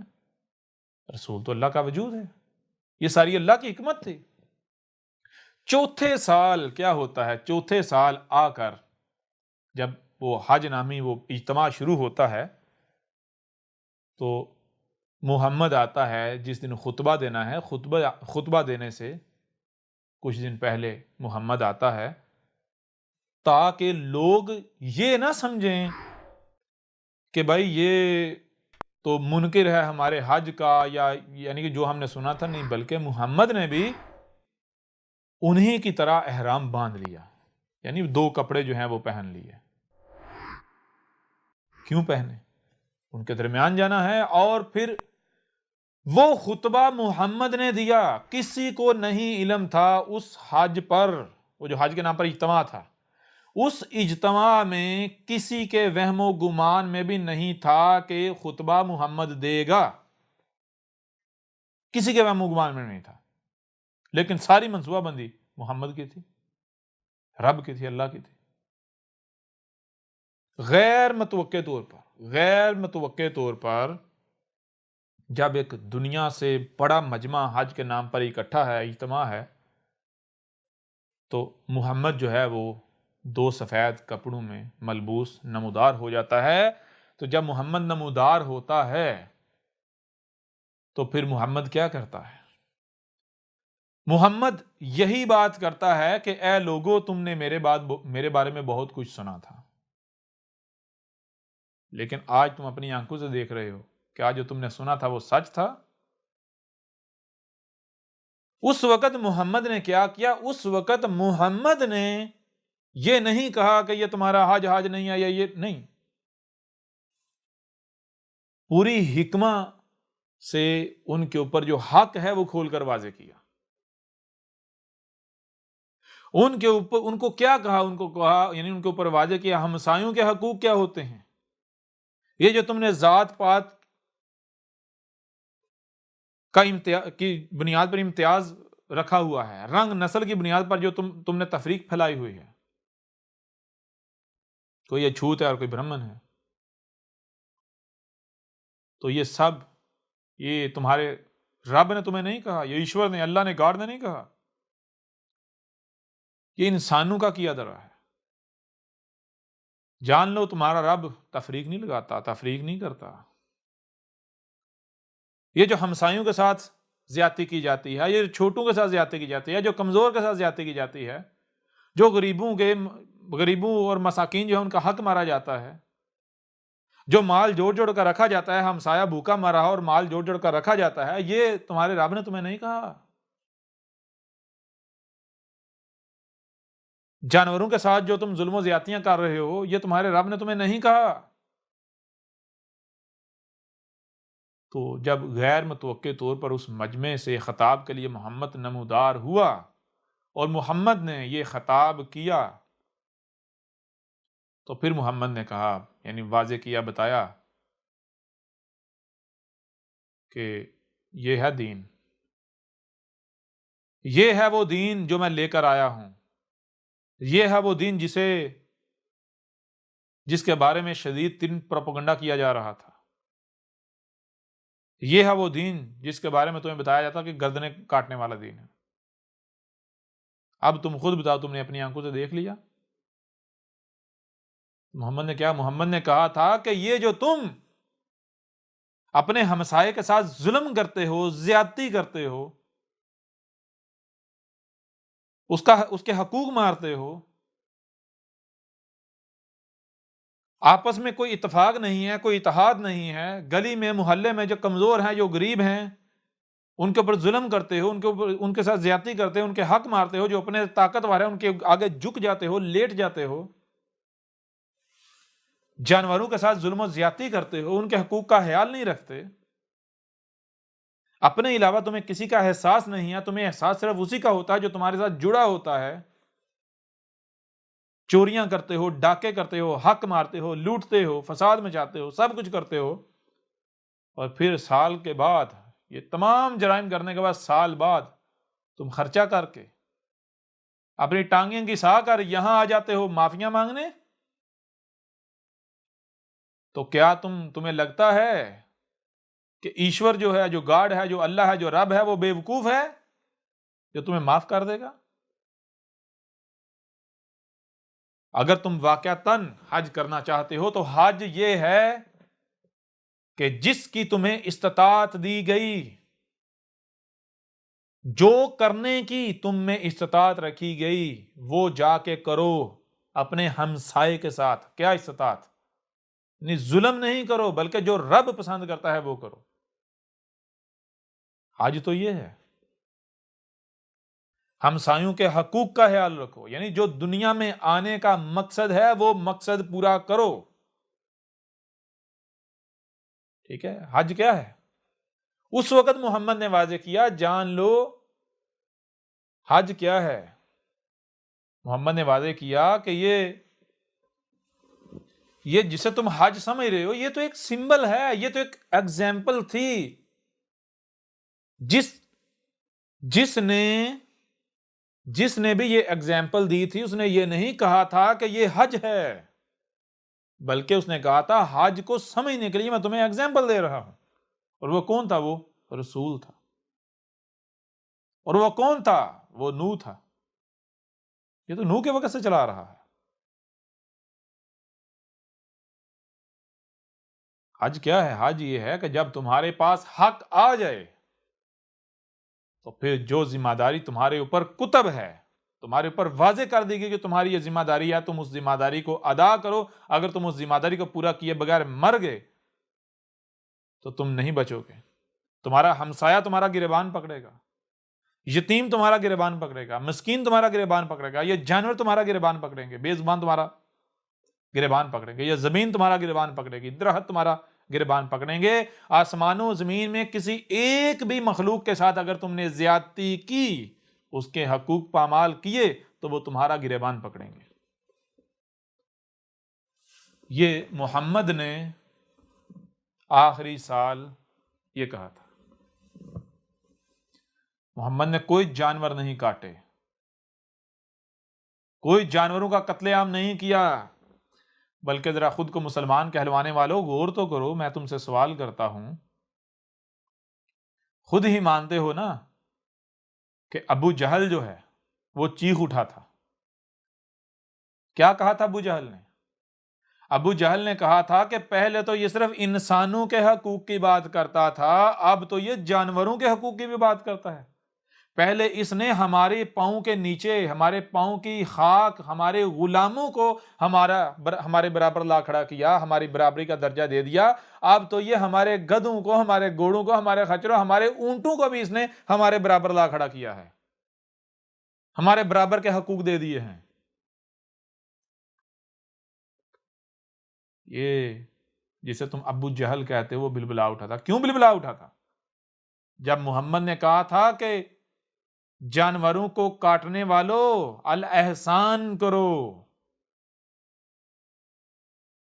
الاحسان کرو، ان کو کاٹو نہیں، ان کے اوپر ظلم نہیں کرو، ان کے ساتھ زیادتی نہیں کرو، ابو جہل اور اس وقت کے مشرکین کیا کہتے؟ وہ کہتے تھے آسمان و زمین میں جو کچھ بھی ہمارے لیے ہے۔ اس وقت جس حد تک ان کے پاس اختیار تھا، جہاں تک ان کی رسائی تھی، کہاں تک رسائی تھی؟